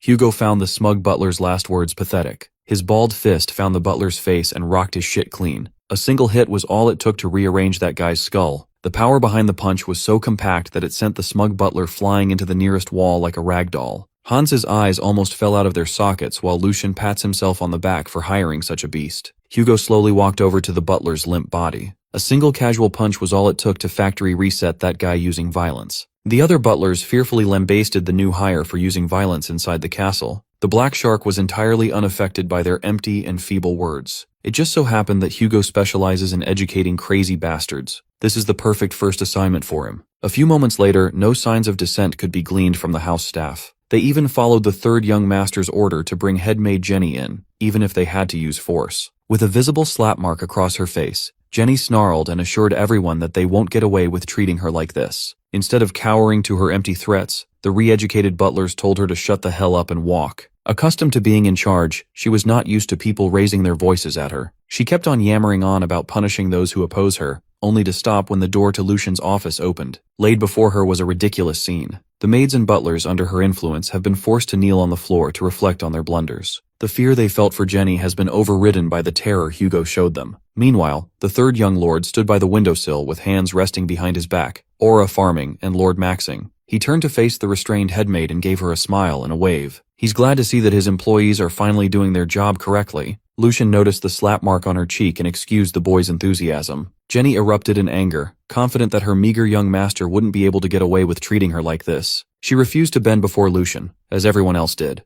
and repeated that her young master, Geordie, would never let this stunt slide. She had the audacity to state that if they stop now, she will let today's incident end without serious repercussions. All Lucian could do was laugh. He nonchalantly grabbed the whip from his desk and walked towards the unruly maid. Why end a good thing when they're only getting started? The day is young, and his whipping hand is itchy. He urged headmaid Jenny to say whatever she wanted. She should get everything out of her system while she still can, because before today ends, she'll be knocking on hell's door. Execution is a method used since ancient times to warn wrongdoers. It is both showy and efficient. The blade has justification, a clear target, and above all, it leaves a lasting impression on those who witness the drop. In other words, it's a tried and true ritual. Lucian walks over to headmaid Jenny with his whip in hand. She glared at him, full of scorn and disgust. He looked back with apathy, his gaze without a single flutter. Today, he can signal to the Grand Duke that the weak and pathetic third son no longer exists. He called his butlers over with a finger wag. They grabbed Jenny tightly to keep her in place and forced her to kneel down on her knees. The woman who just moments ago had complete control over the house was pinned down, unable to move. Even in such a compromised position, she dared to speak against Lucian, refusing to believe that the boy wouldn't have the balls to back up his threats. She firmly believes that if anyone lays even a single scratch on her, young Master Geordie wouldn't just sit back and watch. Jenny flaunted the fact that her mother was Geordie's wet nurse. They grew up together like brother and sister. At this point, Lucian had grown bored with her empty warnings. This is her last chance to repent, yet she insists on repeating the same tired line over and over again. If she dies while uselessly chanting the name of Lucian's brother till the end, wouldn't that be such a laughable existence? If Jenny has any other cards in her back pocket, now would be the time to play them. Like a broken radio, she continues yapping about what young Master Geordie would do. Lucian had to step in and correct her misguided view of the world. He already has plenty of justification to kill her. She's charged with the crimes of insulting a noble, negligence of duty, incitement, and embezzlement. With the list of crimes she committed, she must be crazy to believe that her little wet nurse connection with Geordie would save her. She's sorely mistaken about her place in this world. At best, the Geordie she keeps on bringing up could hit Lucian a few times, and that's it. And if the Grand Duke intervenes, he won't even be able to do that. On the contrary, their father might even reward Lucian for properly handling a runaway colt that was causing internal problems in his house. Jenny must be forgetting that Geordie is just another heir to the duchy. That same title belongs to the person right in front of her. On their first meeting, Lucian clearly gave her a chance to clear things up. Instead, she chose to sit on her high horse with blatant disrespect. She brought this situation upon herself. Hearing the third young master lay out the facts shattered her delusion. For the first time since she was brought in, Jenny trembled in fear. Desperate to save her skin, she admitted to her wrongdoings and begged to be spared. Unfortunately, she'll just have to consider herself unlucky. Lucian made that whip work at full power. The sound of flesh tearing and blood splattering filled the office. Word of Jenny's capture quickly reached the ears of the second young master. Alongside his knights, Geordie hurried over to Lucian's office. Worry was evident in his face. He couldn't believe that his useless little brother would take such drastic measures. Just a few days ago, he heard from Jenny that the kid retreated after being humiliated in the servants' quarters. Now he's threatening to kill anyone who opposes him. That's not the only thing puzzling Geordie. In case something like this happens, he planted some people in Lucian's detached residence. Those planted servants should have tried their hardest to stop Lucian, taking Jenny's side. But the situation has reached the point of no return. In a single day, Lucian gained control over the entire annex, including those who were supposed to answer to Geordie. The knights assured their young master that the reports must be mistaken, so they should calm down for a moment. They think the cowardly Lucian doesn't have the temperament to harm anyone. Above all, they still believe that the third young master fears their Lord Geordie more than anything in the world. Upon hearing the presumed facts, Geordie calmed down. That was until they heard the sound of a whip ripping into flesh and the agonized scream that followed. Geordie forcefully slammed the door of Lucian's office open.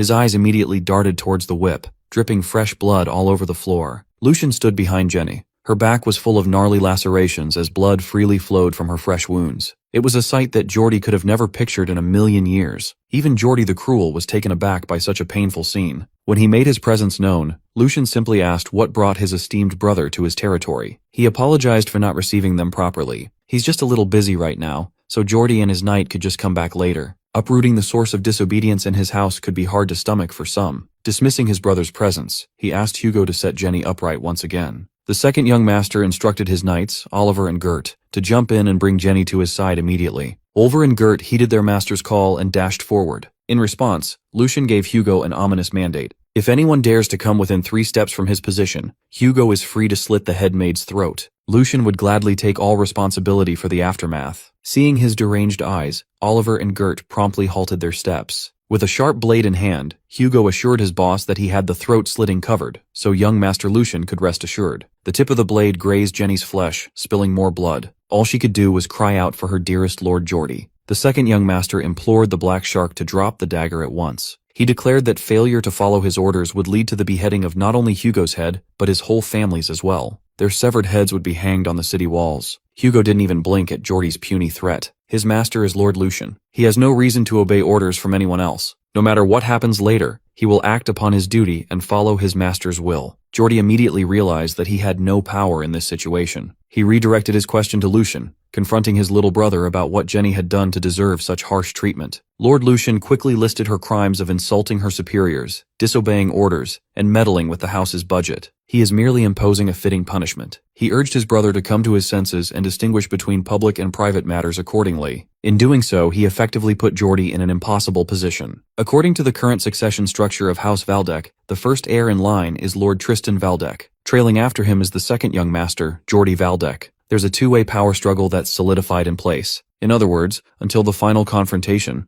the most important thing for Geordie is consolidating his power base. His recent public humiliation at the hands of his little brother caused him to suffer some losses. He had to cast out a close knight in Hendrik. If he fails to protect Jenny, who's practically viewed as his right hand, it will destabilize his standing in the succession race. His ineptitude would mark a turning point, leading to distrust and cracks that could easily form and spread among his followers. In other words, he was completely checkmated. Realizing this, Geordie conceded to Lucian and earnestly asked for Jenny to be spared. His knights, Hans, and every servant in the room were stunned. Hugo was built different, though. He kept his eyes on the prize and his hands on the blade. Lucian found his brother's grandstanding ridiculous. One word from that bastard is not nearly enough to sweep this matter under the rug. After letting someone tear through his precious household, mere words won't suffice. Geordie must think his tongue is plated in gold or something. Once again, he's proven that all nobles are the same. For now, he played along. He asked Geordie what conceding the win means to him. There's no win to be had in this scenario. Lucian is merely fulfilling his duty as the third young master, nothing more. Besides, the head maid committed crimes that spare no one, regardless of status. If they just cover this issue up and move on, what will everyone think of the Valdec family? Lucian claimed that he too would like to let these matters rest, but his hands are tied by law. He simply lacks the justification to go against the grain and overlook flagrant offenses. Geordie gnashed his teeth and balled his fist. He pushed Lucian to stop beating around the bush and just say his demands.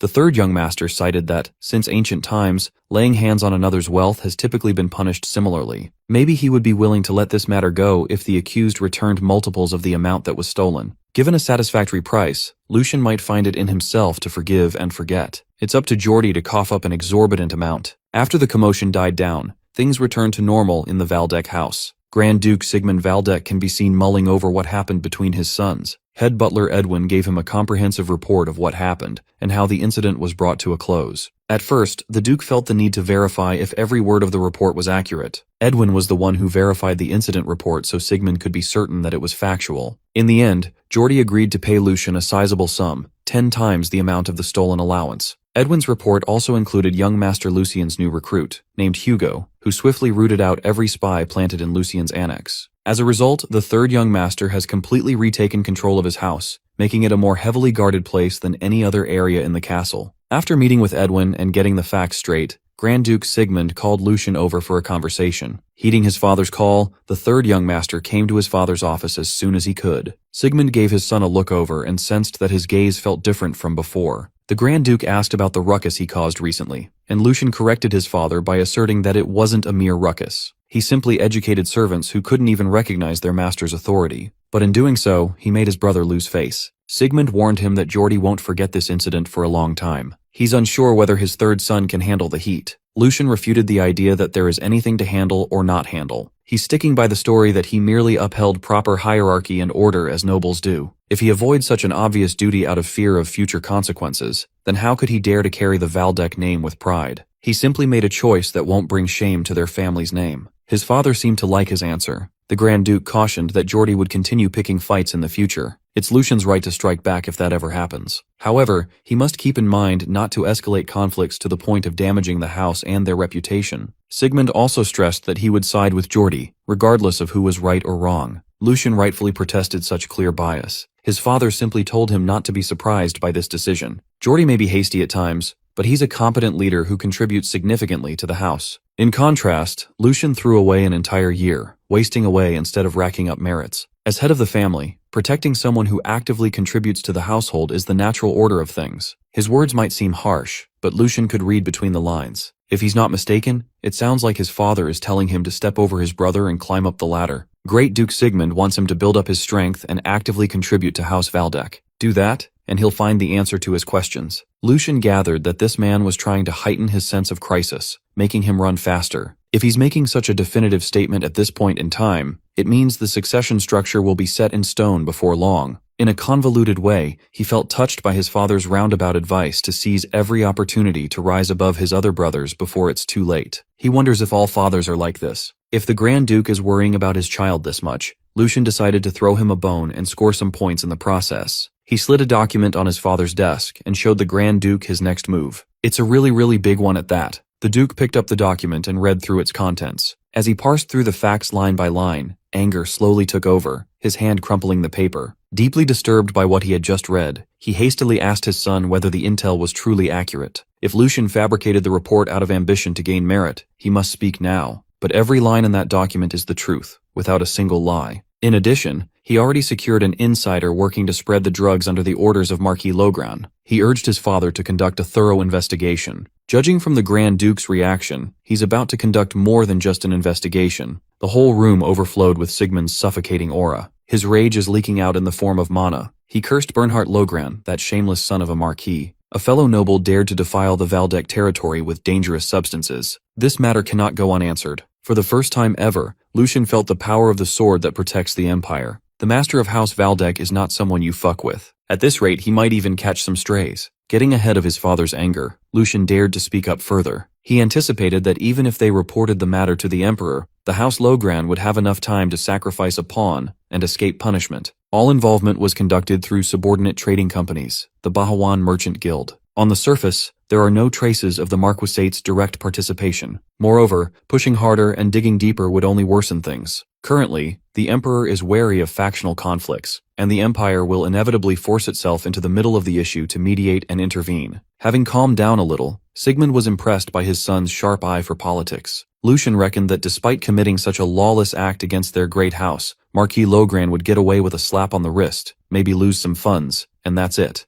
For daring to commit a treasonous crime against House Valdec, shouldn't they at least cut off an arm? After briefly thinking about his son's suggestion, the Grand Duke sat down and reeled his emotions in. He wanted to hear in great detail how the kid would handle such a delicate situation. Fortunately, Lucian came prepared. He already secured a method to trap the Marquis. The plan involves an insider who recently defected to his side, namely Hugo. The man has no title, but earned deep trust from Logran, quickly rising to the executive level. Sigmund recalled hearing something about this outsider from the head butler's comprehensive report. He couldn't help but feel as though his son anticipated the situation from the start. Using a traitor to set a trap in reverse certainly sounds enticing. From the Marquisate's perspective, it would be hard to imagine a betrayal in the hands of a loyal executive. Lucian already laid down the groundwork to make it seem as though the production of the drug is progressing smoothly. Before long, a key figure from Logran will have to step in directly. Considering the political implications of this plan, the matter cannot be taken lightly. Lucian's play sounds ideal, but the plan has a huge flaw. They are basically betting everything on a singular variable, a traitor from the back alleys. The Grand Duke reminded his son that human nature cannot be overcome. They cannot take even a single step alongside someone untrustworthy. Lucian debated that it's not that he trusts the man himself, but rather the desire he holds inside him. Hugo is a man who would do anything to become a knight, to make his name known across the empire. He is deeply motivated to carve his name into the annals of history. They could rely on a man who craves a dream madly. Lucian is willing to put his faith in that dream, for he was a mad dreamer in his past life as well. It's a truly sentimental reason, one that the Grand Duke seemed hesitant to support. If the play breaks down, Lucian has no intention of avoiding responsibility. The mistake of his subordinate ultimately falls upon him. Even if he must put his life on the line, he's willing to take his chances. Sigmund could see that his boy means every word he says. For now, he intends to mull the idea over. Once Lucian's body has recovered, he tasks the boy to come out to the training ground. The Grand Duke finally deemed him worthy of the Lionheart sword. From now on, Lucian will be properly recognized as one of the candidates to become the next head of the family. Later that night, Sigmund worked overtime in his library. He relayed what he had discussed with Lucian to Edwin, and the head butler apologized for the massive oversight. The old man felt ashamed that something so heinous was going down in Kelheim, the heart of House Valdek, without his knowledge. The Grand Duke claimed responsibility for making Edwin focus solely on border issues. The head butler is already stretched thin as he is. They got lucky that Lucian uncovered the travesty before it got out of control. Bernhard Logron poured all his effort to hide his hand after all. This drug's purpose was not profit or expanding power. There was a strong intent to specifically tarnish House Valdek's honor. The Lograns likely intend to use such dirty tactics as an excuse to pull schemes later down the line. Despite knowing the current state of the empire, some nobles are still blinded by politics. More importantly, Sigmund wanted a more in-depth report on the man named Hugo. According to Edwin's research, Hugo is a mere thug who manages a gambling den on the surface. In reality, he was the leader of a new organization quickly taking over the underworld. On paper, he's not the kind of man who would serve under someone, making the third son's feat of taming the black shark even more impressive. Edwin attributed such a masterful move to Lucian's incredible growth. For some reason, the Grand Duke couldn't shake the feeling that there's more to Lucian's change than meets the eye. Hugo stood and thrived in the underworld, where cunning and cruelty prevailed. If he were a chump who would rely on hollow words about fulfilling a childhood dream, he would have been trampled to death long ago. That clever criminal must have seen Lucian's true potential as a lord worthy of gambling his life on. It is earlier than planned, but since Lucian continues to show his talents, Sigmund saw it fit to open the path accordingly. Starting tomorrow, the Grand Duke plans to pass down the family's secret technique to the forgotten third son. As for who will serve as his swordsmanship instructor, Sigmund already has someone in mind, Sir Eisen, a name that every swordsman in the Empire is familiar with. It is a pity to break the old man's peace in his later years, but taking Lucian under his wing will surely be a meaningful time for him as well. It's time to pull Sir Eisen out of his solitary retirement training arc. Word about Lucian's formal acknowledgement as one of the contenders to succeed the family head position was sent to his residence. Hans couldn't believe that the young master, who was a miserable mess not too long ago, had completely turned his life around. The personal servant clung to Lucian like a crying child. Hugo had to step in and pick him up, as if he weighed nothing. Despite the difference in size and experience, Hugo respectfully refers to Hans as his senior. The Black Shark reckoned that, given the young master's talent, being chosen to be next in line was only natural. Considering the path that their master will take in the future, he urged Senior Hans to act accordingly as Lucian's right-hand man. Being called the young master's right-hand man filled Hans's mind with glorious thoughts. He couldn't stop himself from grinning from ear to ear, while humbly claiming that he's still lacking in many areas. With a capable junior like Hugo around, he wouldn't dare claim the title. Hugo played along with Hans's false modesty act, showering him with flattery while lifting him up and down like a child. The way the Black Shark handles Hans certainly showed the difference an experienced employee could bring. Lucian spoke up in support of Hugo's words. Before the news was officially announced to the rest of the family, Hans and Hugo were the first to hear it from Lucian. He must admit that Hans's gentle nature can be seen as a weakness at times. Even so, the kid genuinely cares for his young master. He has the fortitude to remain steadfast by Lucian's side in the worst days. If he gains more experience and continues to grow, he has the potential to excel at managing internal affairs. He will become a more reliable rearguard than anyone else. As for Hugo, his capabilities are unquestionable. Lucian just needs to pave the way to his knighthood. If he can do that, Hugo's abilities will be drawn to their fullest. The Black Shark will become an even more valuable piece in the future, acting as Lucian's strongest sword. At the moment, it's better to prioritize quality over quantity when it comes to his inner circle. Building his people up one by one as best he can is how he'll win. With the announcement of Lucian's elevated status, things are going to get much busier. He won't be able to navigate the journey ahead on his own, but with these two by his side, he should be able to ascend to a better future. Hugo vowed to never let him down. The weight of his oath was apparent. Hans also promised to be reliable as always. The very next day, Lucian woke up early, excited to enter the training grounds. Alone in the middle of the arena, he took in the view and atmosphere. Lucian closed his eyes and contemplated his past life. Back then, he eagerly searched every corner of the continent for one thing. He braved the harshest areas of the empire to seek the essence of ancestral martial arts, said to be capable of elevating a swordsman to a higher realm. He was obsessed with the idea of sword forms. Among the countless sword forms in existence, there exists a higher level, advanced sword forms. He struggled like a dog, but at the end of his search, what he found was not the advanced sword form he desperately craved,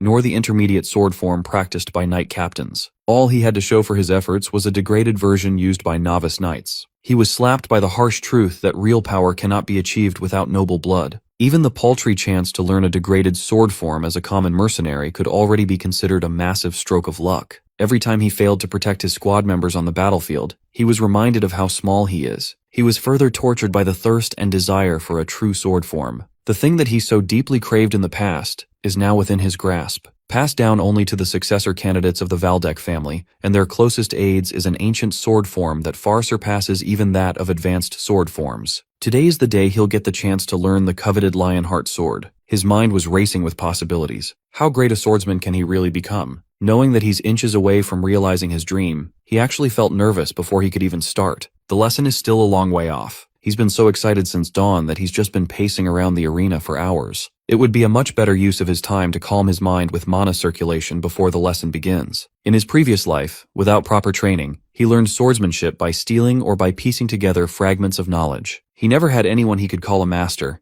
Day by day, he becomes more appreciative of the unique second shot in life he's been given. Lucian sat in the middle of the arena, his legs crossed in a meditative stance. Unbeknownst to him, someone was watching from above. That someone quietly observed Lucian as he meditated in complete silence. It was none other than Sir Eisen. He's been watching for a while now, yet the boy's focus hasn't wavered at all. He figured that something must have triggered the third young master to shed his past self. The boy who did nothing but cower and hide had become a disciplined man. Initially, Sir Eisen was surprised by the Grand Duke's summons with a job offer to serve as Lucian's swordsmanship instructor. Duke Sigmund admitted that he had nearly given up on the child before. He thought there was no hope. But looking at the current version of Lucian, he could glean a lot of valuable aspects from the kid. The Grand Duke presented the job as a brief diversion for the old man. Sir Eisen trusted Sigmund's eye for recognizing extraordinary talent. But more than talent, something else fascinated the Grand Duke. What really surprised him was Lucian's mindset. He cannot put it into words, but he was certain that Sir Eisen would understand what he means once he sees the boy in person. Back to the present, Sword Saint Eisen Breinter is witnessing precisely what Sigmund was talking about. In this world, a sword saint is a superhuman who has reached the upper limits of circulation,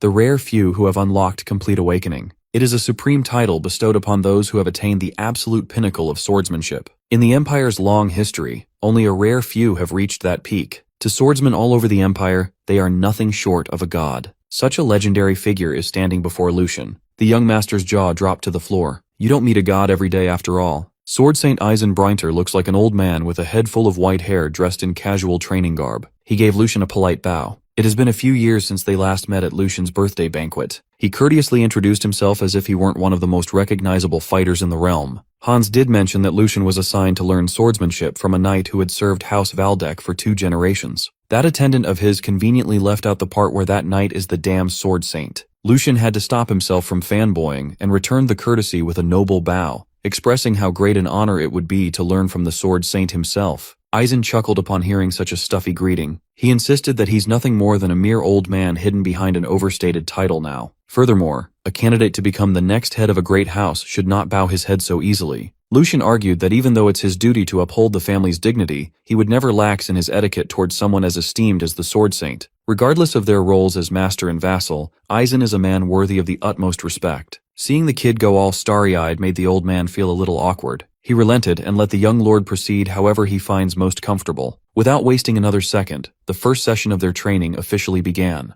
Eisen directed Lucian to run laps around the outdoor training ground. Before he could finish giving the first assignment, the young lord was already gearing up to run. With utmost enthusiasm, he looked to his instructor for the green light. Stunned by his eagerness, the old man asked him to wait a moment. Eisen was confused as to why the kid didn't ask any questions. Why was he running? How far should he run? What's the meaning behind this specific exercise? Most noble children would pelt him with the same old questions before going full tilt. Of course, Lucian was curious, but he assumed that he was ordered to run because it was necessary. He believes that a disciple should simply follow their master's word and trust the process. Eisen noted the distinct difference between the look in Lucian's eyes compared to that of other young lords. The child possesses a pure and honest longing for the sword. He finally understands what the Duke meant in that meeting. Without any more pauses, he gave Lucian the go signal to go wild and run the laps. With a passionate smile on his face, Lucian stepped out onto the sunlit training ground. While he loops the whole field, Aizen quietly watched from afar. Lucian was taking the simple task of running around in circles very seriously. His every step was evenly paced, gradually increasing in speed. In truth, there was another reason why he followed Master Aizen's order without a second thought.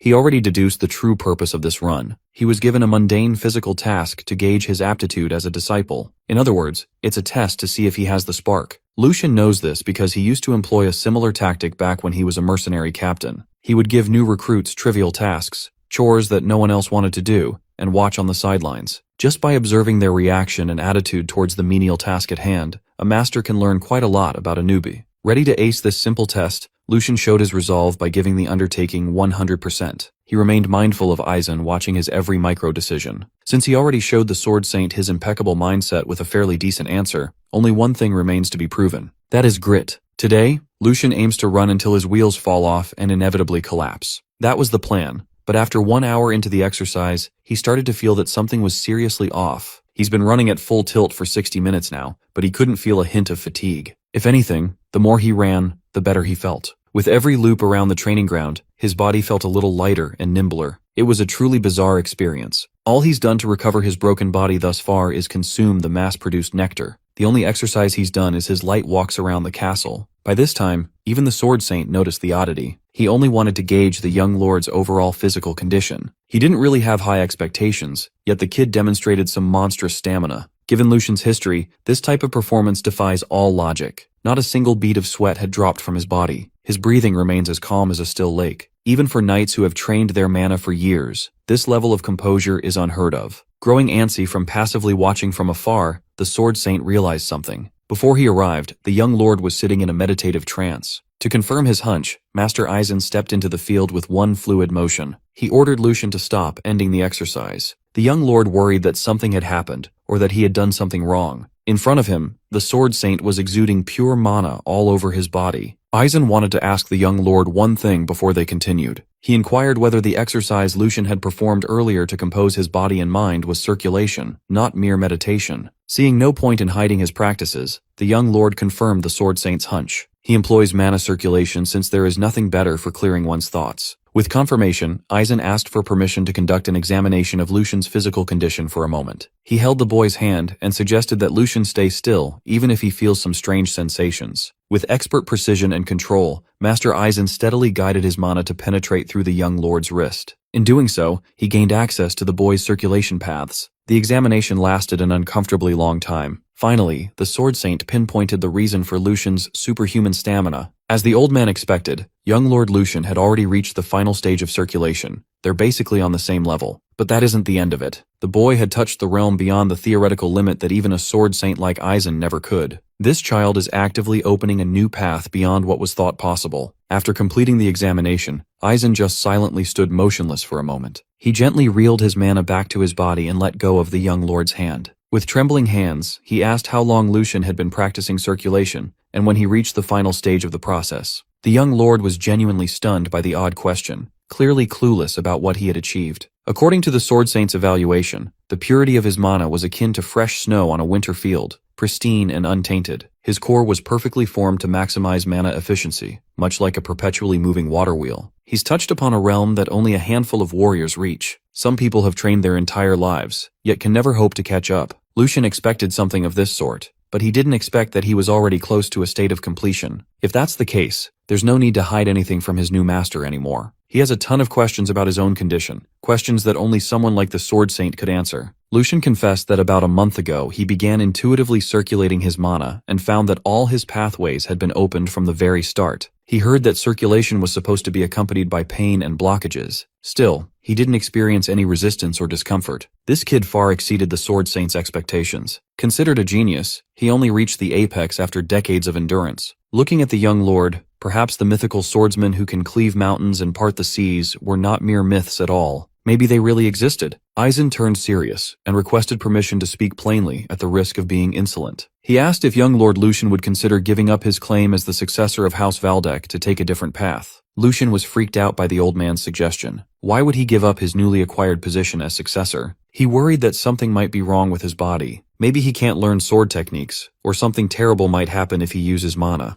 Aizen assured him that it is quite the opposite of his worries. He plainly stated that Lucian's body is the epitome of the ideal vessel. Not only can he push the efficiency of his mana and body beyond theoretical limits, but he also possesses the potential to see beyond the peak and break common sense. In other words, if the young lord were to focus solely on honing his sword, becoming the Sword Saint would be well within his reach in record time. As a man who yearned for the pinnacle of swordsmanship, being told that he could become a Sword Saint was a dream come true. He knew that Lucian's body was extraordinary, but this was far beyond even his wildest dreams. Thanks to the luck of being able to learn the Lionheart sword, Lucian thought he had found the path to make his impossible dreams come true. Who would have thought that he had the potential to look beyond that level, a direct path to the pinnacle of the sword? Given that Aizen was making him choose between the family and sword sainthood, rather than walking both paths simultaneously, the process must truly be arduous. Master Aizen confirmed that he can only focus on one route. To be precise, the old man simply does not have much time left in this world. Thanks to the power of circulation, he can still move his old bones despite being nearly 100 years old. But Father Time comes for all. He can no longer deny the gradual aging of his physical body. To pass everything onto the next Sword Saint while he's still breathing, even focusing solely on the sword, would barely be enough. If Lucian's memory serves him right, the Sword Saint is set to pass away in 8 years. It is true that they don't have much time. In his heart, Lucian wanted to accept Master Aizen's offer and just focus on the sword. However, the coming age of chaos will bring about a world that cannot be navigated with martial power alone. Those who would survive the pandemonium that would sweep the entire continent possessed legitimacy and nobility. Though the moment he longed for had opened its door, he must think of the bigger picture. He apologized to Sir Aizen. He ultimately chose to remain a Valdec until the very end. The Sword Saint has given him an offer far beyond his current station, a commitment he cannot accept. Thankfully, the old man understood his reservations. He was the one who put the kid in such a difficult position. He lamented wasting his youth only to grow greedy now that he's near death's door. In some way, he wanted to leave a lasting legacy through Lucian when he's gone. Seeing the old man ponder over his long life and legacy, an idea came to mind. He asked the Sword Saint what he would do if someone else with real talent appeared, someone other than him. Far from the Valdec estate, in the middle of the woods, sounds of a galloping horse could be heard. Riding the mighty stallion was a young man wearing noble fabrics. His horseback training was interrupted by an attendant running hurriedly onto the open field. The attendant huffed and puffed for air as he delivered news regarding the third son of the Valdec family. The young noble halted his stallion aggressively. He couldn't believe that the ridiculous stories he heard were actually true. The fourth son of House Valdec, Joshua Valdec, refused to accept that his moronic brother was recognized as a new candidate gunning for the head of the house position. His attendant elaborated that the rumors were confirmed. His Highness, the Grand Duke, had just made the announcement. Furthermore, young Lord Lucian is undergoing swordsmanship training under the guidance of Sir Aizen. Joshua was exasperated. All his life, he's only seen his brother as a nuisance. It's already hard enough to build a support base while being squeezed by his two older brothers. Now even the neutral factions have a new option to rally behind. He would have preferred it if Lucian had just continued rotting away in his room. His attendant advised him to watch his words. How could Joshua stay calm when the support he barely scraped together could waver at any moment? It's infuriating enough having to call Lucian his elder brother when there's only a few months difference between them. The confirmation of the third young lord as a successor candidate pushed him to his wits' end. There must be a way to show his qualifications as well. Since Lucian had recently started learning the sword, he'll be needing a sparring partner soon. He tasked his attendant to prepare a couple of sharp swords. Joshua wanted none of that wooden shit. He needed real steel. He'll just have to show his sickly elder brother that nothing has changed. Lil Bro thinks he's the main character. Back in the training grounds, Lucian is trying to sell the idea of an alternate disciple to the Sword Saint. Although it might take some time to find the prime candidate he had in mind, the man's talent could more than make up for the delay. He promised to bring a student worthy of accepting Sir Aizen's legacy, even 100 years into the future. The old man didn't want to unintentionally leave the young lord with such a heavy burden. It is enough for him that such a talented child would think of him so fondly. The Sword Saint politely thanked the young lord for the kind words and the offer. As expected, Lucian's proposal must have sounded like nonsense to the seasoned veteran. The so-called renowned swordsmen don't even catch his eye. It's only natural that Sir Aizen would doubt Lucian's claim to produce a comparable talent to his own. Even though the Sword Saint rejected the idea, the young lord intends to deliver. If Lucian Valdec's body is a heaven-sent vessel recognized by the Sword Saint,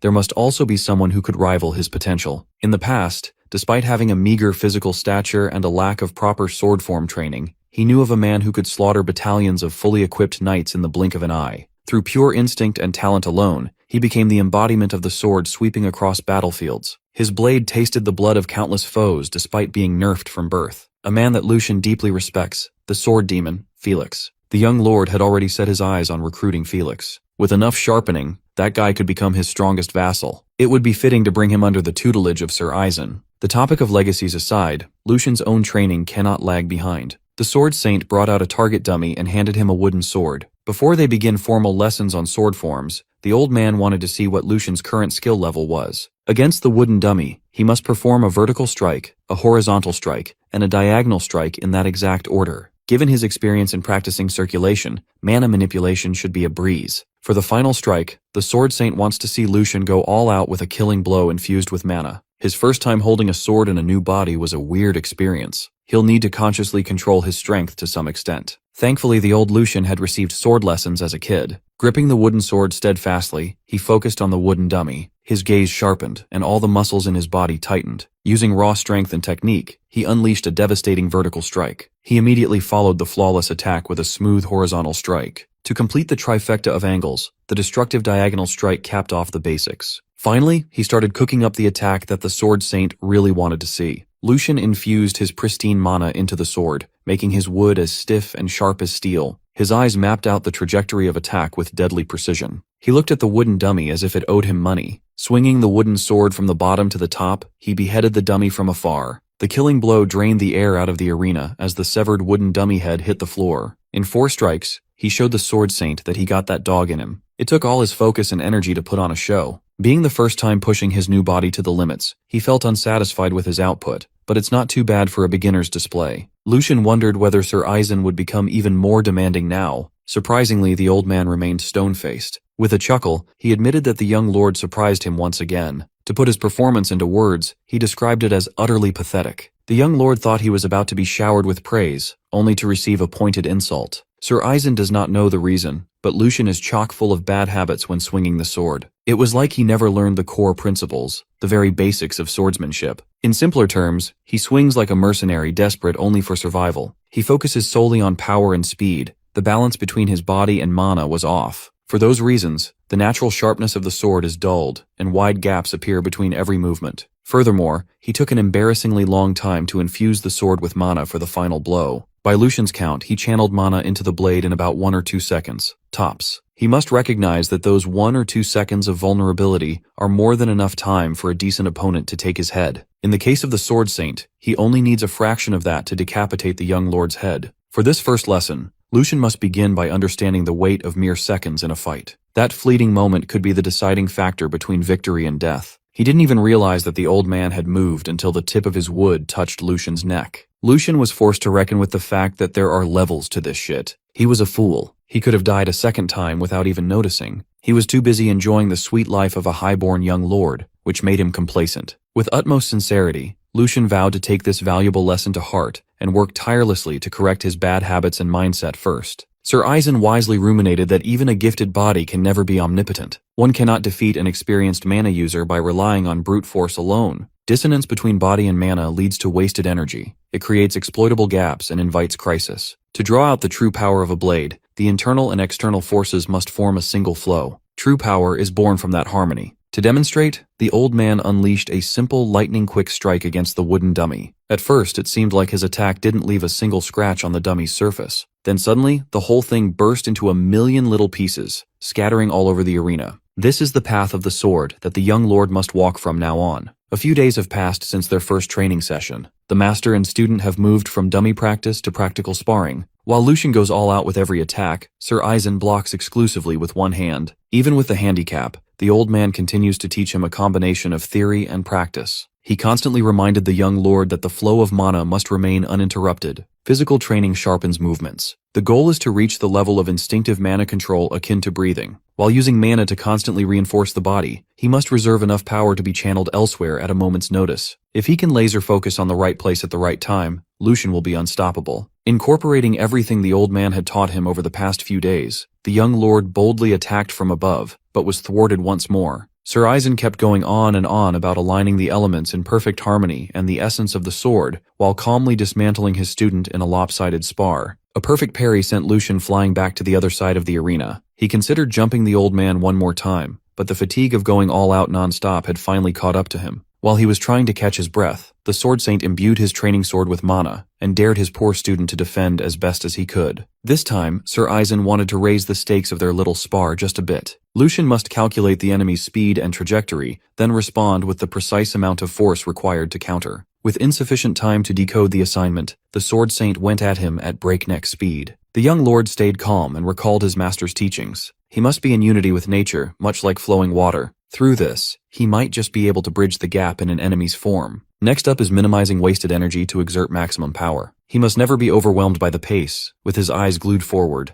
The lessons that have been drilled into his body and mind finally bore fruit as he infuses mana into his wooden sword at record time. Meeting Sir Eisen's devastating attack at the right angle and the right time, he was able to successfully parry the sword aimed at his head. For the first time since he started properly learning the way of the sword, he didn't feel helpless. The perfect mana of the genius and the effortless power of the Sword Saint collided. Sir Eisen held on to the clash as he evaluated the young lord. Having seen enough, he gently pulled his wooden sword away, diffusing the impact. He decided to call it a day, and concluded the training session. For now, Lucian must carve the sensation he felt today deep into his very soul. If he can do that, he'll be considered a first-class swordsman. The young lord awkwardly laughed. This old man's instructions are easier said than done. Forget about etching the feeling into his soul. He couldn't even feel his legs, leading to a clumsy fall. Completely drained from such intense training, the young lord thanked his master from the bottom of his heart. Around them, the arena had been partially demolished. These days, laborers are regularly called to repair the damage done to the training grounds. Every time the laborers come in, the place just looks worse and worse. They couldn't even picture what kind of training the young lord has been undergoing to warrant this level of destruction. Fresh out of sparring with the Sword Saint, Lucian had to take a minute sitting on his ass to recover from the torturous pace. He was just thankful that he survived today's session. Who would have thought that the old man's harsh method would ultimately erase a lifetime of bad habits he racked up from his mercenary days? If being tortured in the arena every single day is what it takes to break him down and build him up, then so be it. The pain only serves to accelerate his understanding of concepts quickly. The more he sees Sir Eisen, the deeper his admiration for the Sword Saint becomes. This old man constantly creates crises tailored to the young lord's current skill level to elicit a perfect reaction paired with sharp instructions. Lucian is well aware that what Sir Eisen does is far easier said than done. He has a constant and accurate read of his student's body. Simply entrusting the body to be molded by his teachings can bring about tangible progress every day. Until now, Lucian thought that the secret to a great sword form was a non-stop grind for a higher realm. He never considered the concepts of balance, reserve power, and flow as he does now. The most important element of the process was already within him. If he had known these teachings in his previous life, things would surely have gone differently. In his final face-off against the Commander-in-Chief, his sword could have gotten much closer to that man. Even now, he still remembers the vivid details of his death and defeat. Running a theoretical bout in his mind, he wouldn't have gone down without a fight. Perhaps he could even surprise the commander with a more well-rounded understanding of the sword. The stain of his overwhelming L remains in Lucian's head.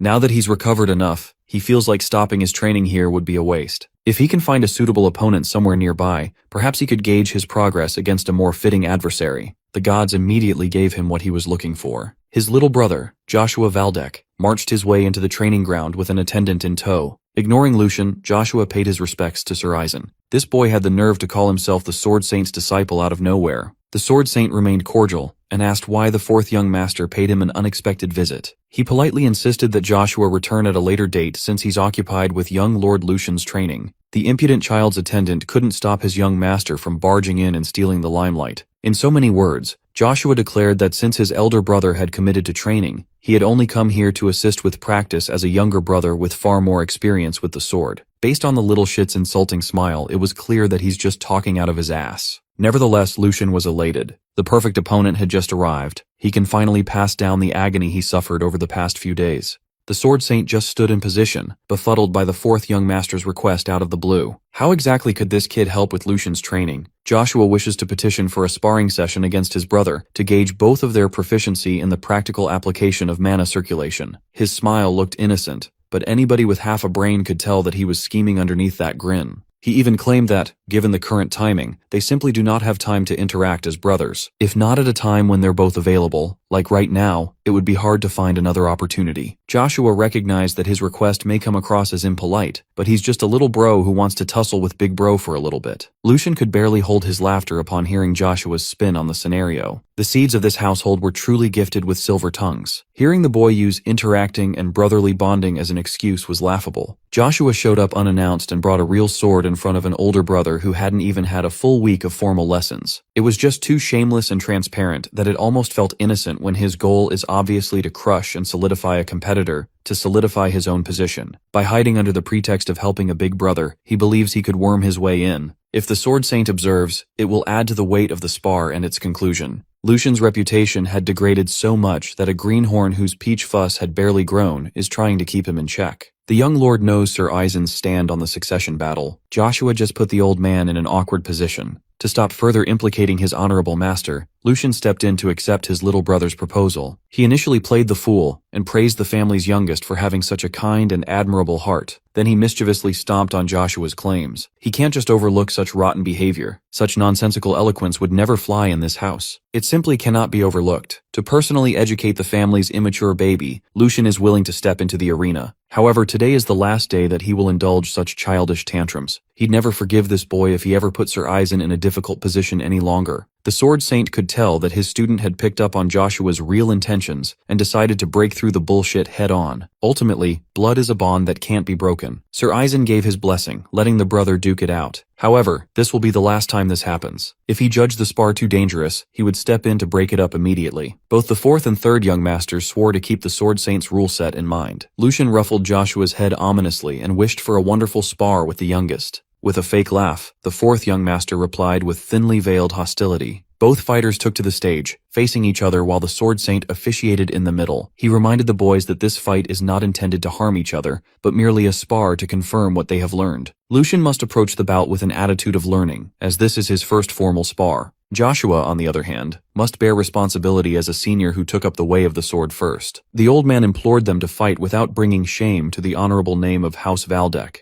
To signal that they're ready, both brothers drew their blades. Gripping the handles of their respective swords, the young masters eyed each other intensely. Joshua wasn't used to Lucian acting like an older brother and standing up for himself. Every time he emphasized that he was older, Joshua took some mental damage. He really could not bear the few months gap that made this guy his older brother. At least he's done with the hard part. He wormed his way in, and he can stop Lucian from flapping his mouth by the end of the spar. In Joshua's mind, this is not about who was born first. It's about who's truly the superior talent. At this point, he was barely hiding his disdain and viciousness. He was showing expressions one wouldn't even make against a mortal enemy. Directing his complete attention to the steel sword in his hands, Lucian felt right at home with the cool and heavy sensation it brought. It has been 2 months and a whole lifetime since he last wielded a real weapon. If it were back in his mercenary days, he would have probably used all sorts of dirty tricks to win against a noble brat. But today, he will proudly fight with a style befitting the Valdek family's third young lord. If in the heat of the battle, he happens to use a sword technique he learned from his past life, the old man would surely notice. Even though Joshua is a sinister and cunning snake, Lucian must keep in mind that this little one is just a naive kid who doesn't know how the world truly works yet. He really wanted to keep this spar appropriate as a big bro courtesy. Still, Joshua decided to talk shit, asking where his earlier confidence had gone. The fourth young master interpreted his sneaking glances as fear. He reckoned that with a real sword in hand, the shame of the family must be feeling the heat now. He even cited that, though major accidents often occur in real sword spars, such incidents occur only when the fighter's skills are somewhat evenly matched. The little shit suggested that they could give Lucian some training wheels by swapping back to wooden swords. That won't be necessary though. He really wanted to keep this whole ordeal appropriate, but it sounds like Joshua really wanted to experience real pain. For a sibling who won't listen, a good-ass whooping is the only effective cure. Once more, he referred to the little shit as youngest, enunciating every syllable for maximum mental damage. Easily provoked, Joshua shifted his weight onto his lower body, ready to attack. He sped up and tried to close the distance with quick and heavy steps. His only desire is to make Lucian regret his words through unadulterated violence. Lucian tightened up his form and anticipated the attack. As expected, teaching his brother a lesson with self-imposed restrictions won't be easy. At the end of the day, Joshua had also received teachings from the Sword Saint. His fundamentals and movement are not at a level to be taken lightly at all. Furthermore, Lucian is still feeling fatigued from exhausting most of his mana from the spar with Sir Eisen earlier. Thankfully, there is no hiding Joshua's severe lack of experience. He fell for such light provocations so easily. Lucian geared up and infused his lower body with mana. He properly applied the Sword Saint's teachings on simultaneously focusing power and mana circulation.